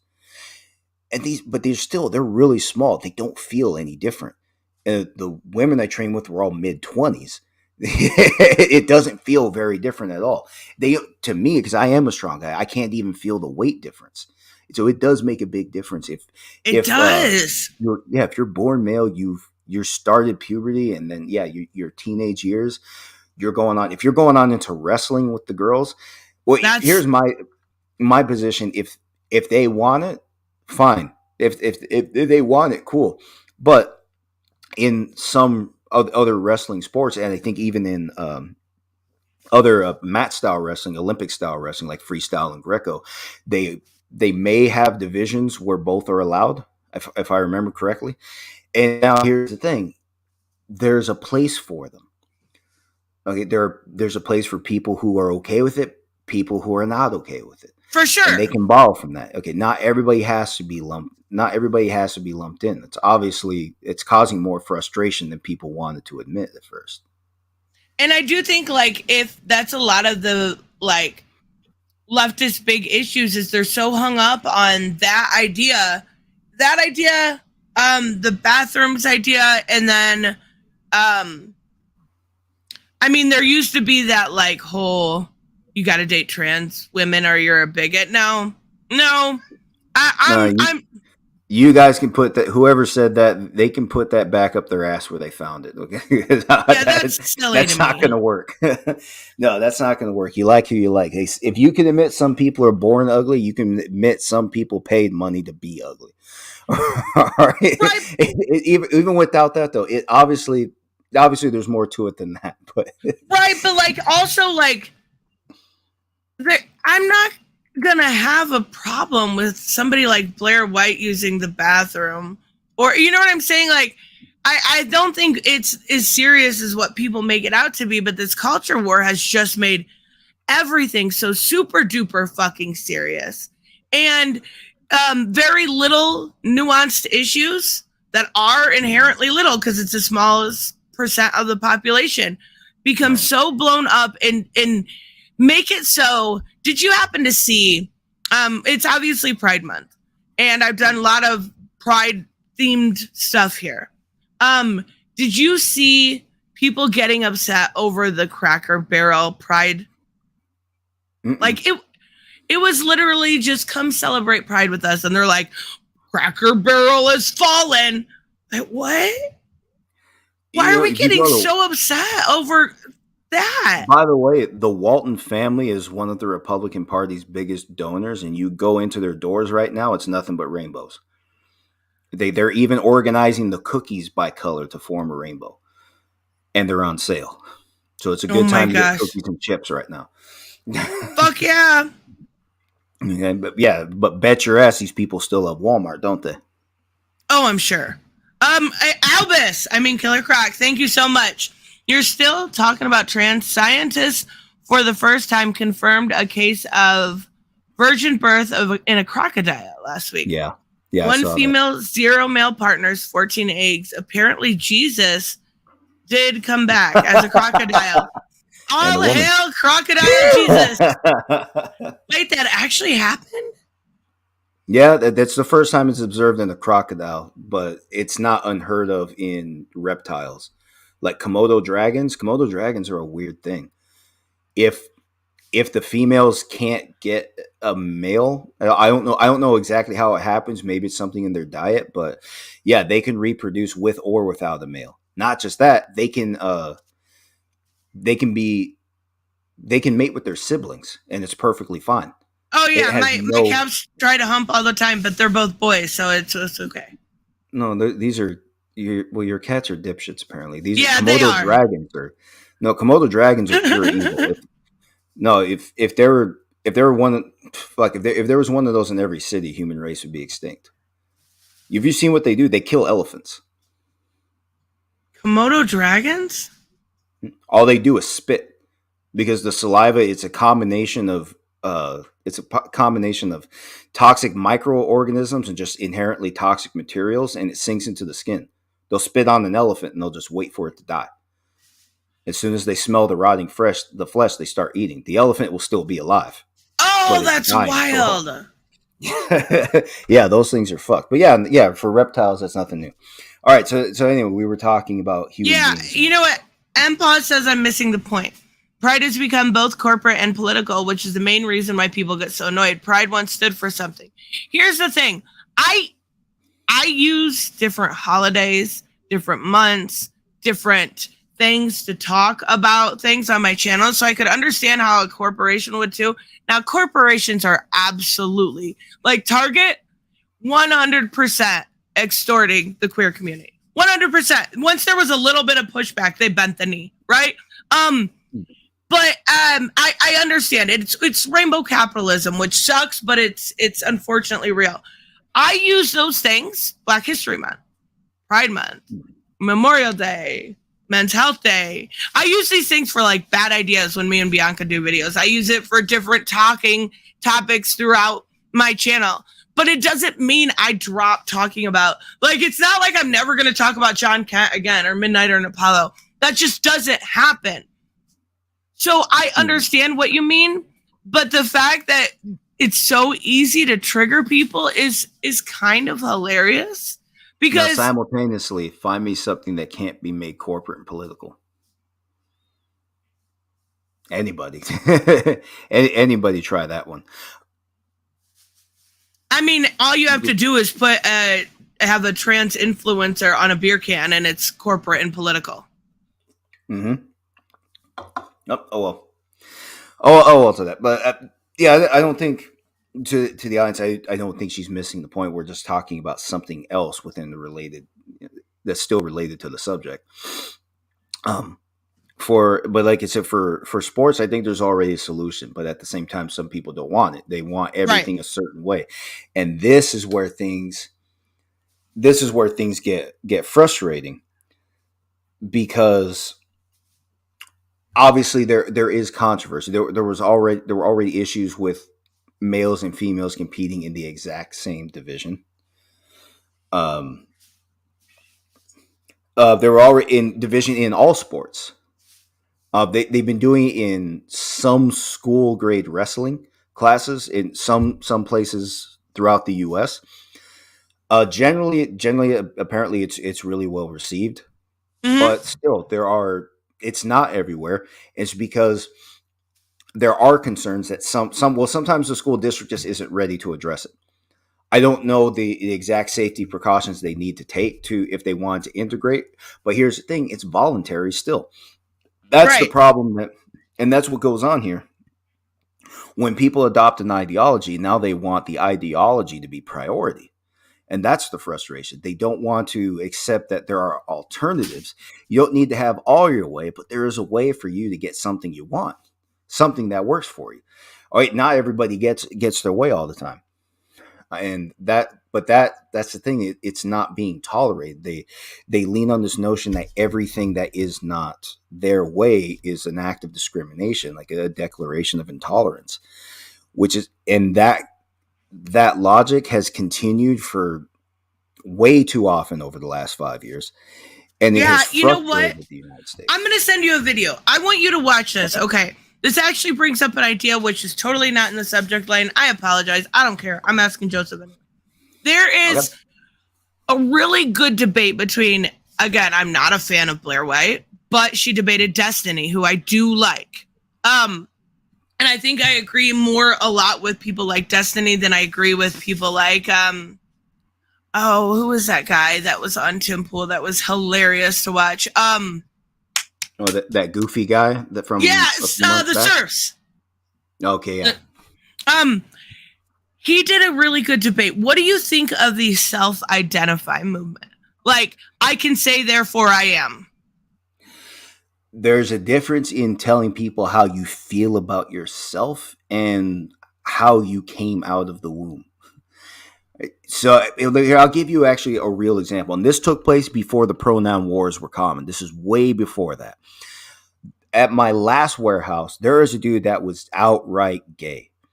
Okay, we had rules in the warehouse against bicycle shorts, but he was so gay nobody fought. They just he's gonna do it anyway. Or he had that limp wrist walk, he's got a bird on his finger, but there's no bird.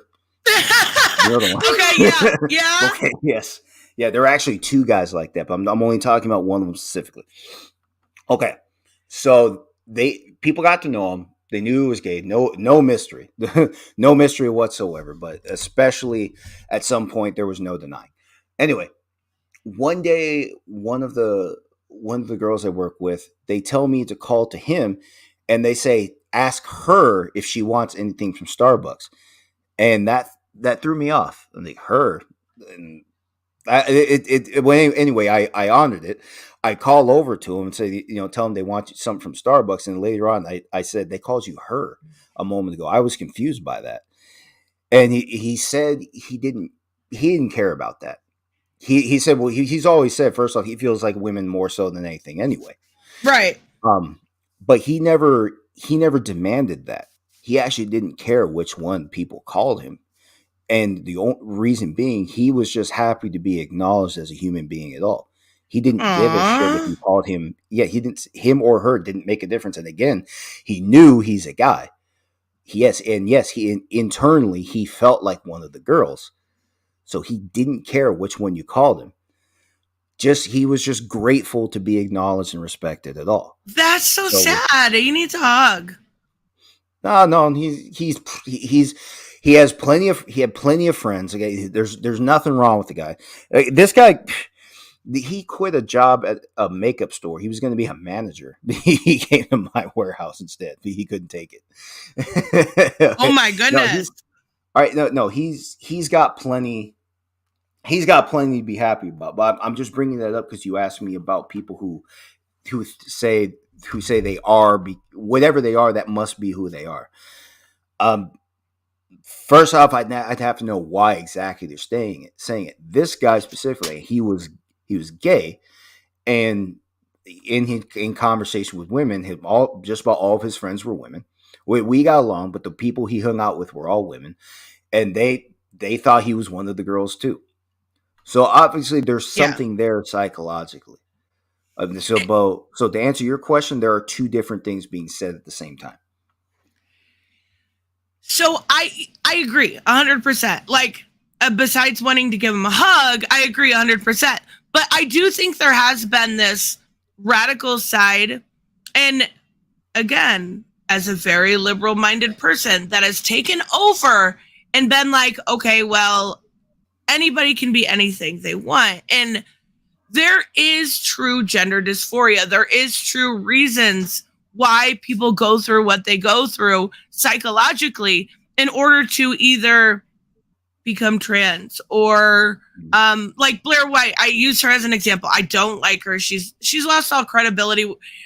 Somebody mentioned a debate. I actually think she lost all credibility when she faked her political compass test and got caught. But like, she had the tab open and people went and looked up what the tab was, and it was just that she was a lefty. And she got caught. Left. Yeah.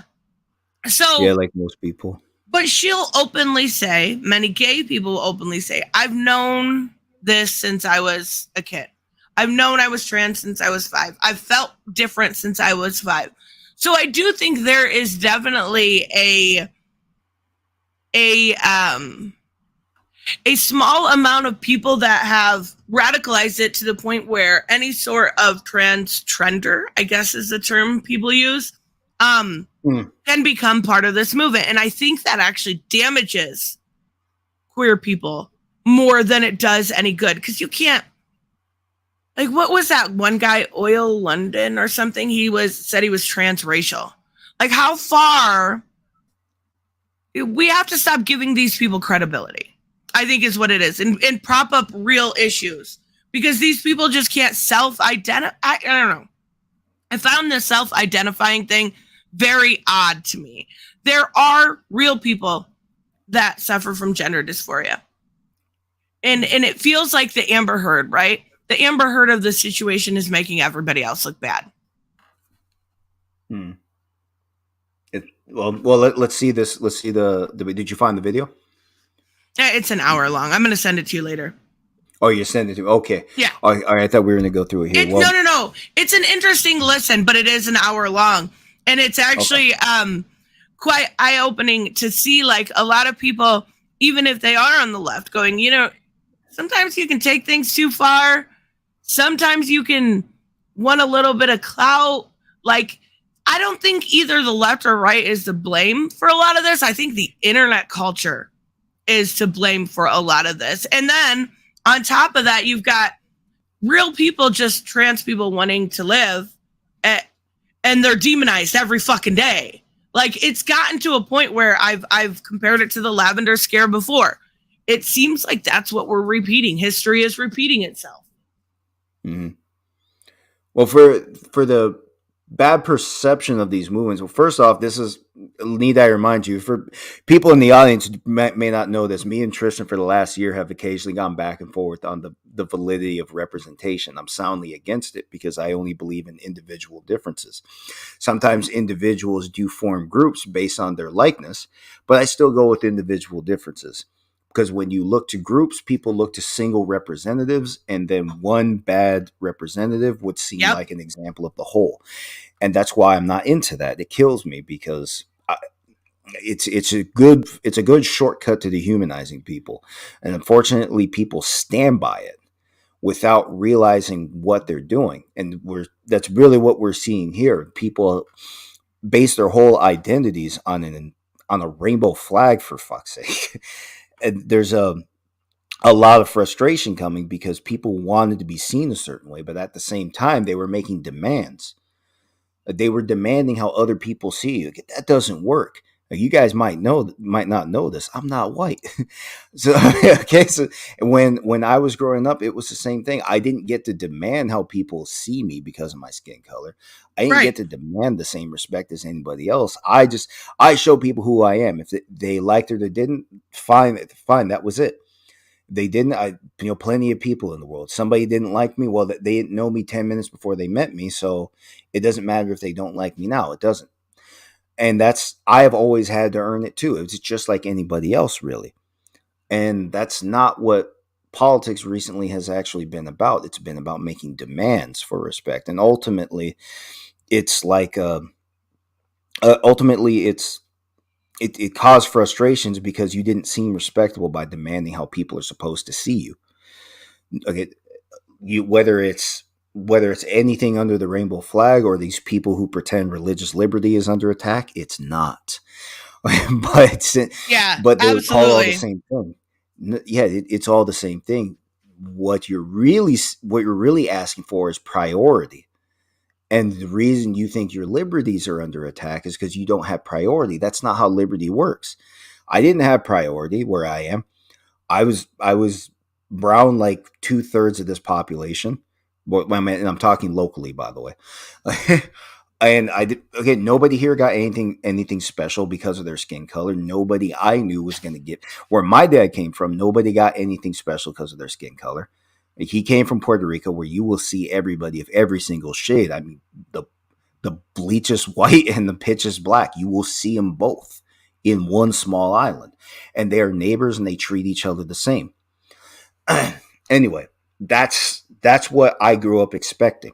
That's what I've always expected. That's all I continue to expect in the world. Now, compare that to what you're really seeing, though. What I'm getting is I had to do my own work to get the respect that I have. That actually applies to everybody. That actually applies to everybody. Unfortunately, politics has been about making demands, and in making demands, you came off intolerant at the same time. So the people making demands to some point are the cause to the ill effects that they receive at some point. Sure. Because they never knew when to back off and just admit they did it wrong. Yeah, for sure. Just saying I am wrong would have gone a long way. Yeah, there's a issue I have with that is like people are unwilling to do so, and I think there's a lot of strength in admitting you're wrong. Albus, thank you so much. In honor of Pride Parade, let's see what this is. We all need a bit of a laugh. Let's see here what you got for us, Albus. CNN sex toy flag for ISIS flag. A gay pride. Okay. Dumbasses. Oh my God.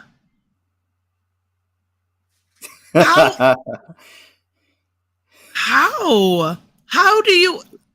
I don't care how it happened because it was funny. Oh my God. All right. Well, CNN, I'm honestly not surprised at all. I'm really not. Well, on the subject, do you want to continue this? We haven't even touched on Donald Trump yet. Yeah, let's talk about Donald. So yes, I just brought that up. I want to talk about Trump because the indictments are pretty damning, and it's actually I seen Bill Barr, actually talking about it on Fox, even going as far to say, yeah, they're really, really bad. They're really, really bad, and it looks bad. Like, I don't think I'm going to say what I said last time we had this, right? When we talked about the other indictment. I don't think he's going to face any jail time. Do you? For the majority of the charges, no. The only charges I see that can stick are obstruction of justice. Because obstruction of justice is a crime of intent. Right. It doesn't matter. So in other words, it'll give you an exact example. If police are called next door for a domestic distress call, okay, here's the thing. If you tell the cops you hear screaming like somebody's in pain, that's probable cause. And legally, that means an officer would reasonably conclude that a crime is in progress. So obstruction of justice is not even about interfering with. In other words, if you stop those cops from going into that house, that's obstruction of justice. It doesn't even matter if a real crime was committed. It doesn't matter if it was just the TV that was too loud. The crime is that you interfered with probable cause. So obstruction of justice is something that can stick. And by my gather from what I've heard, Trump allegedly gave written instruction to relocate certain documents after he was told to give certain documents back.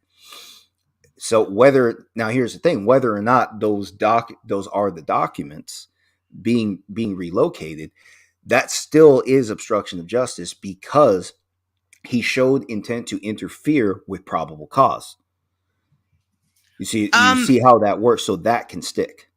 He should have just what did they always say when anytime a cop killed a person, he should have just complied. He should have just listened. He should have just complied. Why didn't you comply, Trump? Agreed. Well, Trump's leaning on a lot of constitutional immunity that would have taken place during his presidency, and these are legally valid principles. No, Trump cannot declassify a document with his thoughts alone. Okay, no, he didn't make the White House float with his thoughts alone. Okay, he didn't do any of that shit. No, the king of the beatbox is facing. Fills the empty spaces. Wait, what the fuck? I can hear that. Shut up. So you only. He's dumb as bricks. He's dumb as bricks. Yeah. But for fuck's sake. The king of the beatbox is onto something. It is true that the president can declassify documents by speaking, and no, he does not have to formally announce to anybody that he has these classified documents. As the president, he has just about all right over the executive branch. He could tell us the nuclear codes if he wanted. All they have to do is change them. He can tell us anything that goes on in the federal government, and he doesn't have to tell us. He can tell anyway. It doesn't matter because laws generally do not apply to the president. The only thing, so if he were to actually commit a crime while president, then first he would have to be removed by way of impeachment and then prosecuted from there. And that's all constitutionally dictated. For the documents he supposedly commented on, he says he declassified. Well, this is going to be an interesting defense in court because, I said, to my understanding, some of the documents that he had could not be declassified. They were plans of attack, so to speak. And he even openly admitted, like Alba says here, he is quoted talking to his lawyers, admitting that he knows that these are something he should not have. He admitted to somebody that interviewed him that basically, I could show you these, but these are I think it was an attack on a country, and I don't remember what it was. And I should not have these. Like, he knew these were classified documents. I mean, we saw the pictures. There was so much documents. And I do think people are going, well, what about Biden? We have seen that kind of talking point. Well, Biden gave them back because the first time he was asked. It looks like there was so many chances that he had to give these back, and he just did not.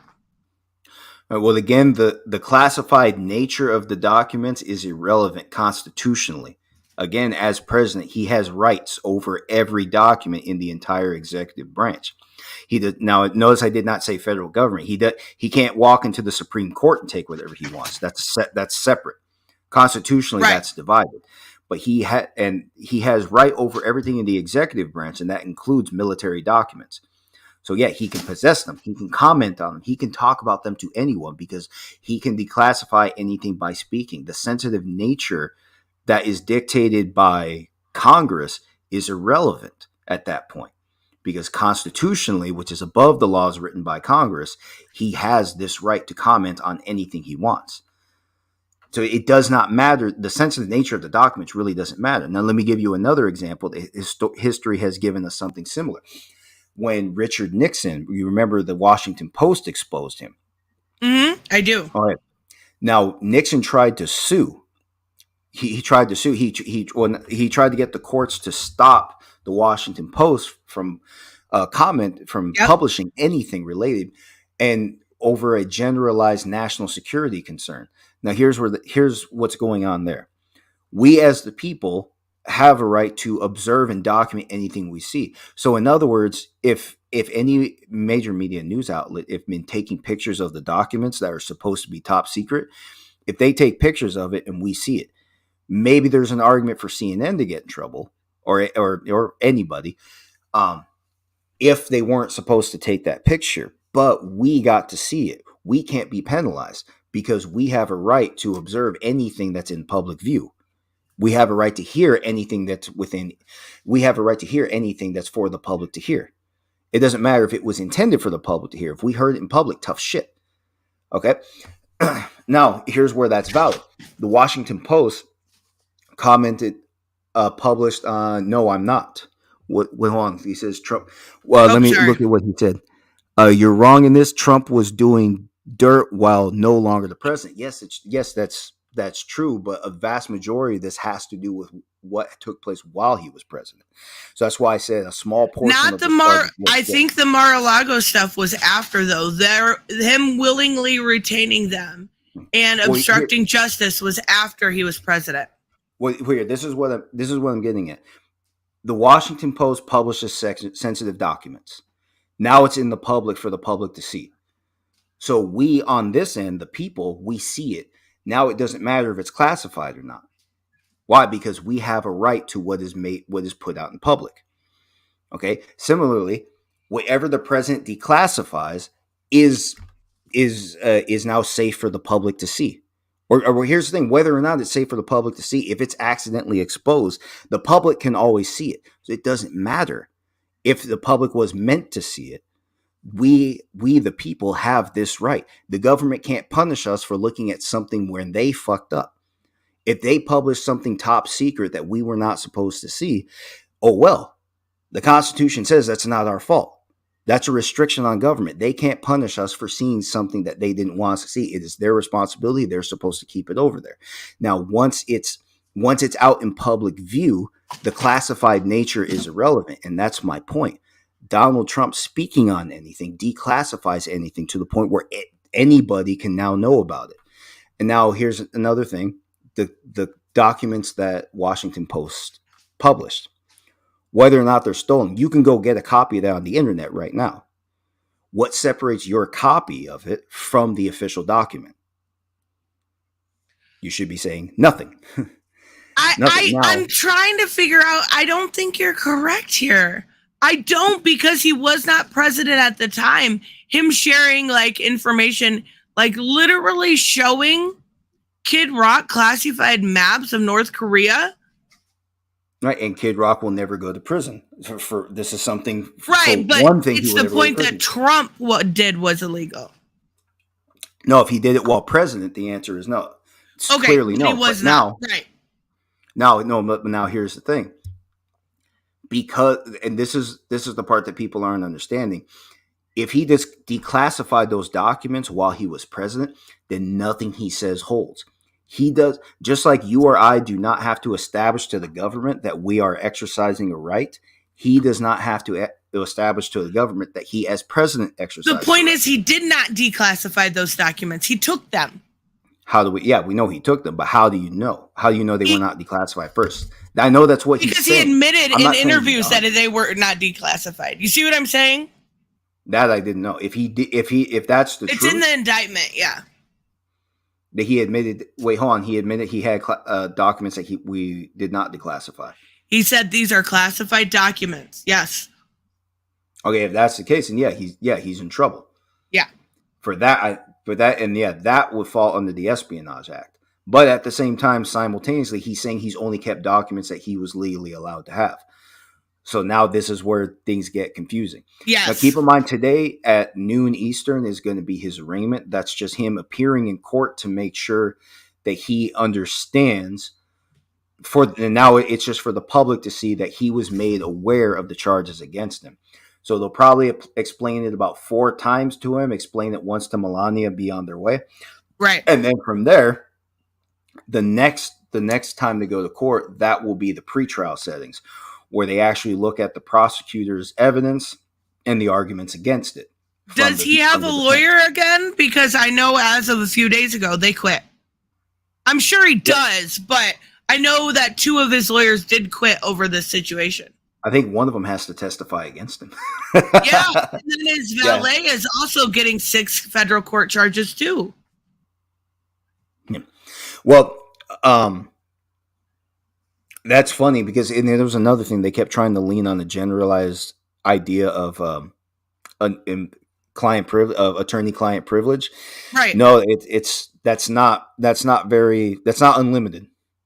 Okay, the attorney-client privilege is not unlimited. Right. You can't. In other words, if there was a reason to think you and your lawyer were going to lie under oath, that would not be protected. Just by example. So no, that's never been an unlimited right. There's no special presidential privilege. It's a similar right for presidents. That's more expansive. That's not true. There's bottom line. If he did break the law, he is subject to prosecution. He's subject to penalty. But the challenge comes from whether or not the documents were declassified while he was president, which he's apparently gone back and forward saying that, yeah, he has. Now, again, you don't prove to the government that you are exercising a right. And what Samuel's saying here, in all cases, a formal procedure is required. That applies to everyone except the president. This has already been established by Supreme Court precedent. It has not been overruled yet. So at this point, until the Supreme Court says, no, the president does not have an absolute right to speak on anything that's within the executive branch, that immunity stands. I don't know if you're right here. I'm not going to lie. I don't have the case with me, but yes, you can look it up. The Supreme Court has already established that the president can declassify documents by speaking. And no, the act, now people also get confused because first off, this is a constitutional right of the president. The laws passed by Congress do not supersede the Constitution. So the procedure in writing by Congress signed by a previous president does not limit the constitutional rights of the president. They never have. You guys remember when Trump was when people first attempted to prosecute Trump during his presidency, the Department of Justice policy kept coming up that the Department of Justice would not prosecute a sitting president. First off, that does not matter because, again, it's not in the Constitution. What matters is the area of the Constitution that says a president can only be removed by way of impeachment. It's in the articles of the Constitution. It cannot be. The Justice Department cannot adopt a policy to arrest the president and then it will stand. It doesn't work that way. Any court would shut it down. And the reason that policy was addressed is because there was conversation in the past saying that if the founders did not intend for a president to be arrested, then they would have specifically said so. But the point is, he was not president during the time, right? That's where a lot of this is coming through. Right, but now here's what I'm getting at, though. If any of the documents were declassified by way of his word while he was president, then his possession of them later on doesn't matter. Right, I understand They're no longer that. classified. Now, apparently, he's gone back and forward saying, yeah, he has classified documents, but ultimately, what matters is what he's going to say under oath. So he's going to say under oath, I declassified those documents. The defense, the prosecution is probably going to bring up these previous interviews where he said he has classified documents, and they're going to say, why did you say that? Now it just matters what he says under oath. He's allowed to lie in interviews. Or right. not even allowed. For sure. It is remember, it is his right to lie in interviews. It's not even that it's allowed. It's not that he has permission from the government. It's that the government constitutionally is forbidden from stopping him. He just can't lie under oath. And an interview is not under oath. So ultimately what matters is what he's willing to say about those documents under oath. So that's why these things are a bit more challenging than you think, but obstruction of justice can stick, because that was clearly after his presidency. So like I said, real probable cause. If he interfered with real probable cause, it doesn't matter if a real crime was committed. It matters that it showed the intent to interfere with a lawful process. Over and over again. Over and over again. Yeah. When they were trying to get the stuff, like I said, he should have just complied. And all of this would have been, they gave him multiple chances to give it back. That's the thing. Hooded Justice tip 420. All classification of documents is via and powers obtained from the executive order. And the executive can always refuse to follow its own order. He has the right, and president is the only executive. Every other agency gets its power from him.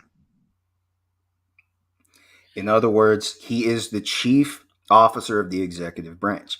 He has right over everything written and spoken and performed inside of the executive branch.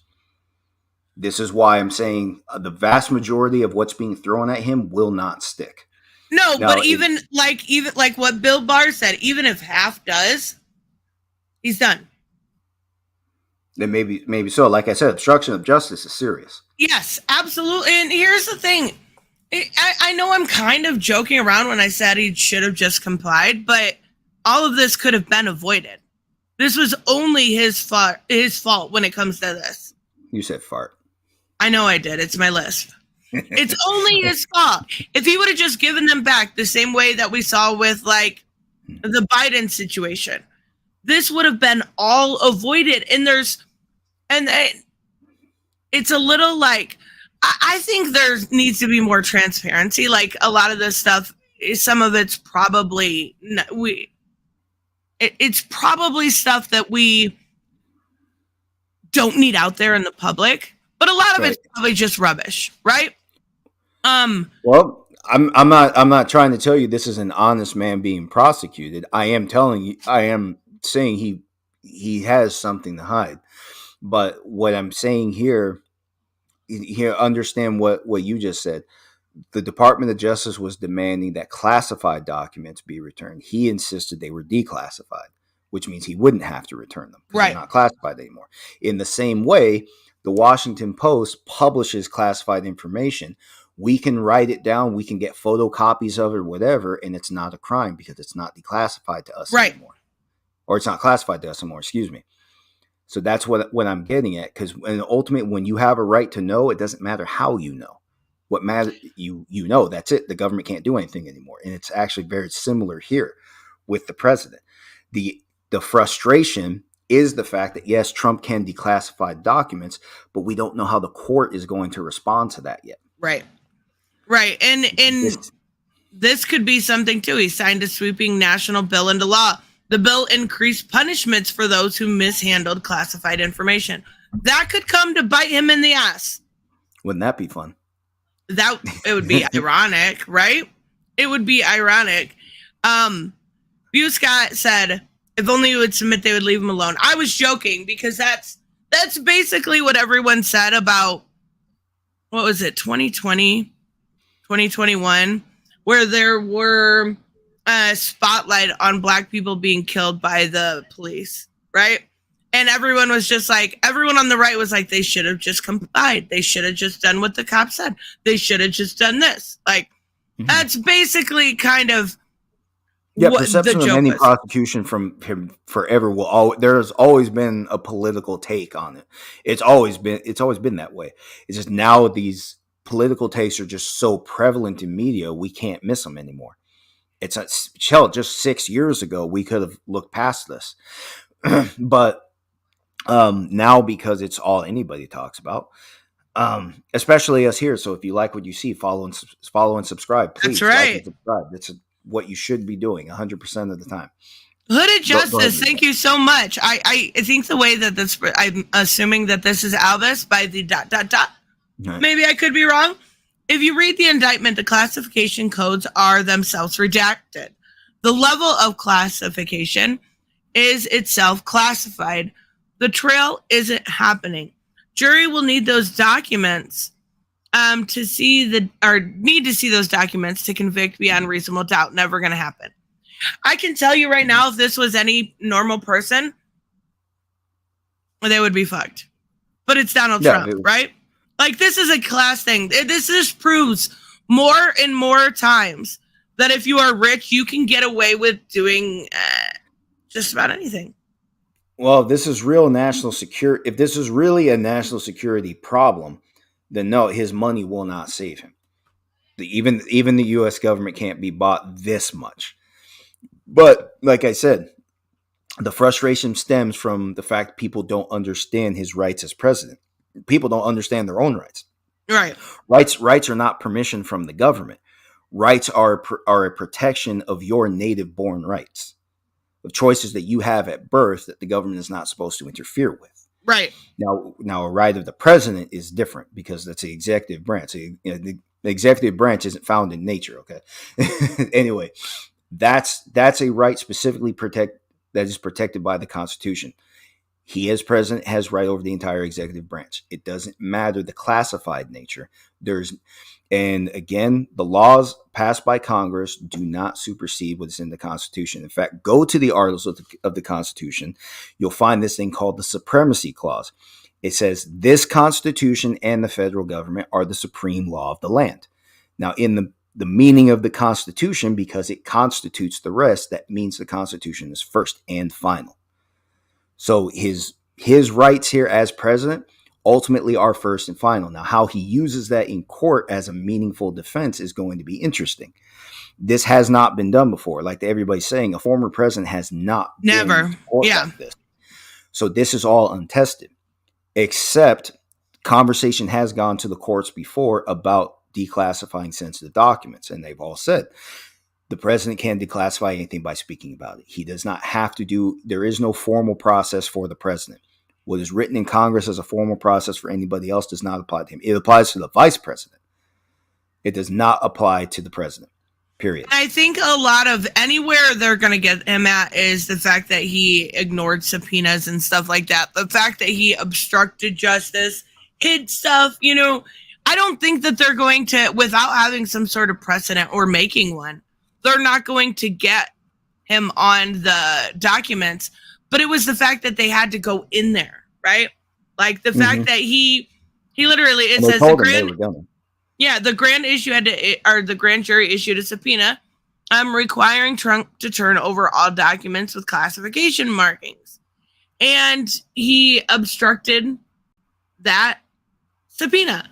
And I think that's the only place they're going to get him because of how fuckered up this whole situation is. Now, do you think this is... I seen some people saying that this was like a I don't know, what would you call it? Political warfare, I guess. The political hit job. Yeah. Well, it might be. Here's the thing, you don't really know for sure until there's evidence. However, there have been some bad moves by the FBI. The FBI took Trump's passports which were not in the warrant, and that is unconstitutional. But thanks to the general exceptions that conservative America has made in court, this could be allowed theoretically. It depends on the judge. This was a Trump appointed judge. People are already calling for her to recuse herself. That's not a call for recusal. It's not, if unless they personally know each other, have grown up together, stuff like that. It's not really a call for recusal. So that probably won't happen.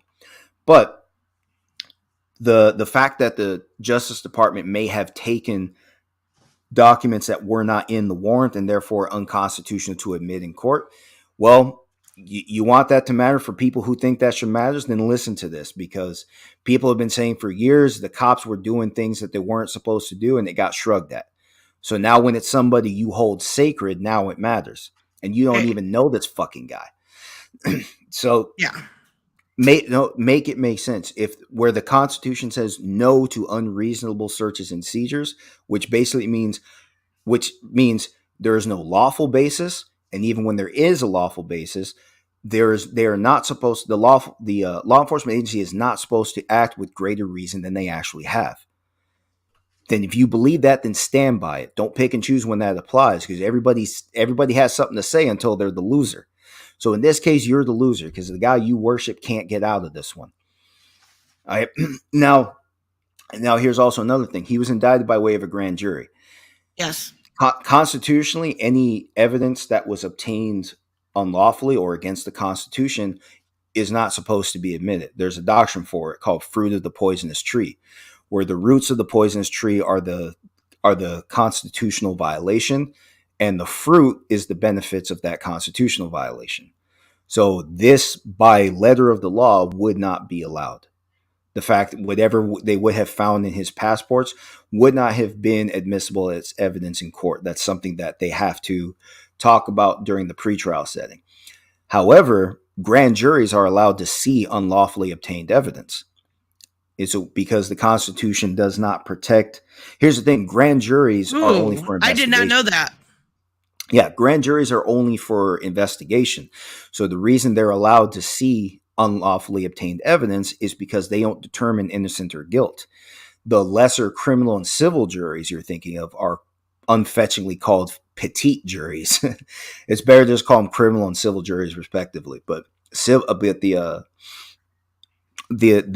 grand jury is allowed to see just about any evidence. The prosecutor gets to put it all together to make an argument for further investigation.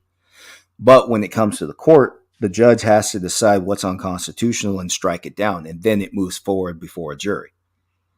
So that's why this could have been pursued, because the prosecution may have made some bias, and they all do.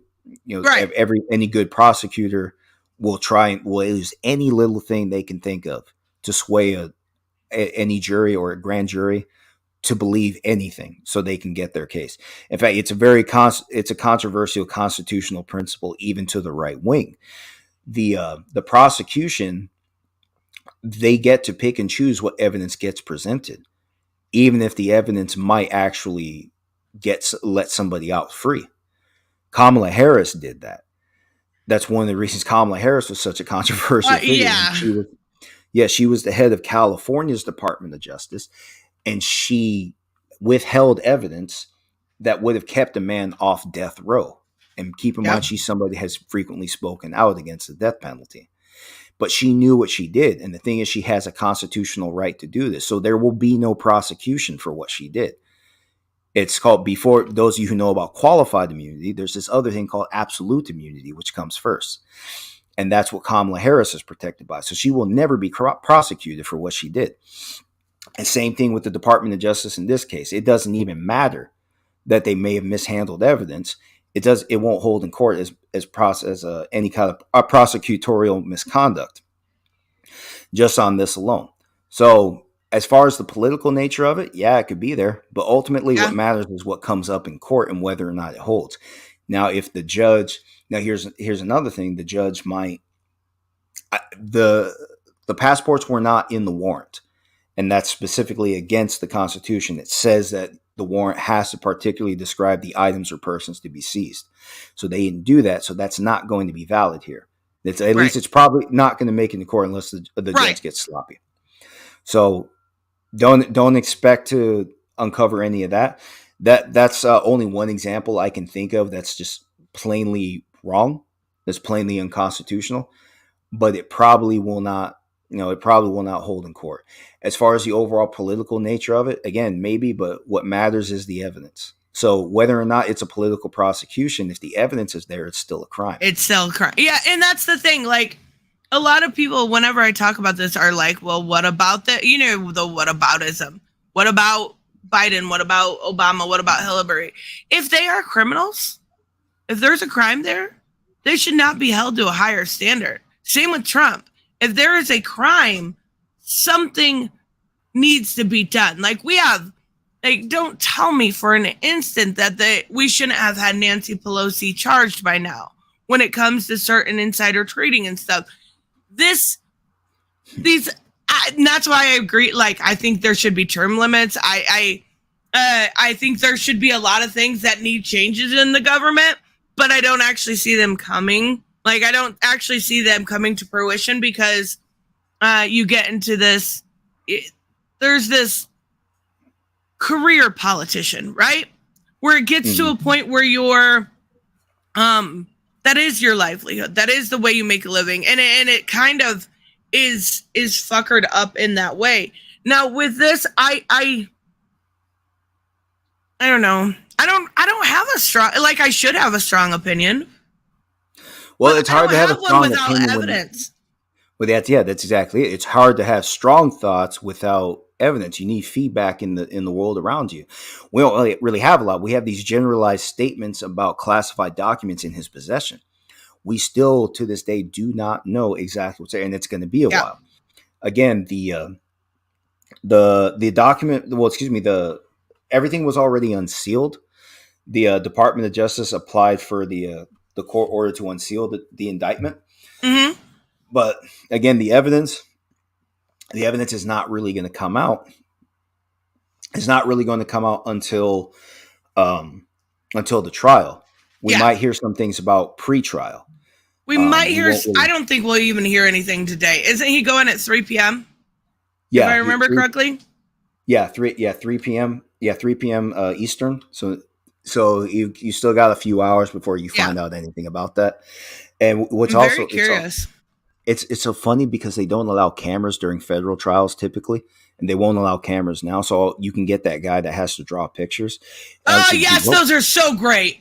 But what I wouldn't be to be that guy, I would draw just all kinds of stupid shit. Like I draw him on that coin operated Batmobile. You used to see it. Oh my god, they're so memeable. I love them. Also, before we wrap up, what the fuck are you doing? I thought you were doing a live stream. Well, apparently registering with YouTube is a bit more complicated. Like you have to wait 24.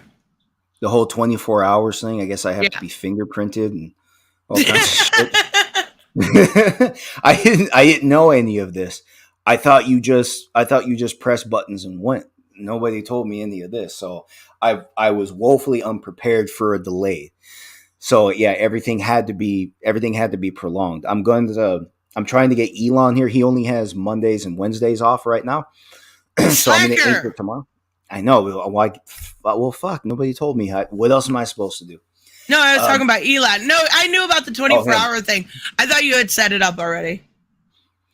Oh, no. And then I had work. So bottom line, everything's getting prolonged. I'm going to aim for tomorrow. Trying to get Elon on there to talk about his comic. You know, he's trying to do his own thing, doing most of the work himself, putting his own money into it. You know, he's putting a lot on the line to see a dream come true. So I'm going to open up with a conversation about him and his work, what that means to him, and then just a generalized talk about what I'm really aiming for in starting my own live streams. Hell yeah, that's awesome. All right, Robert, we'll save that tomorrow before. I think me and Bianca are doing Bad Ideas live tomorrow, so we'll take a look at that mulletness. I don't. There's a game called Mullet Mudjack. Why the fuck would you create that game? Yeah, Why aren't we talking about that? No, because it's shit about Donald Trump. Oh my god, that's so funny. With a big ass mullet in court. Oh my god, it would be the best mullet ever. It would be glorious. No, what was that? There's like a combination mullet and perm. Oh my god, why? you know the one I'm talking about. I think some hair metal bands had it too. That's the spikes on top, the mullet in the back. No, Yeah, it's so bad. Would you imagine him in court like that? That's just unreasonably huge. Or he's just eating from this mountain of McNuggets. Oh my god, he's got Cheeto dust and shit. Oh my god, no. All right, guys, we are going to wrap up. But thank you, Joseph, so much. Check your email more often, jerk. I look all the time. No, you didn't send it. I did. I think I did. I swear I did. All right, guys, we will see you next time. Bye-bye.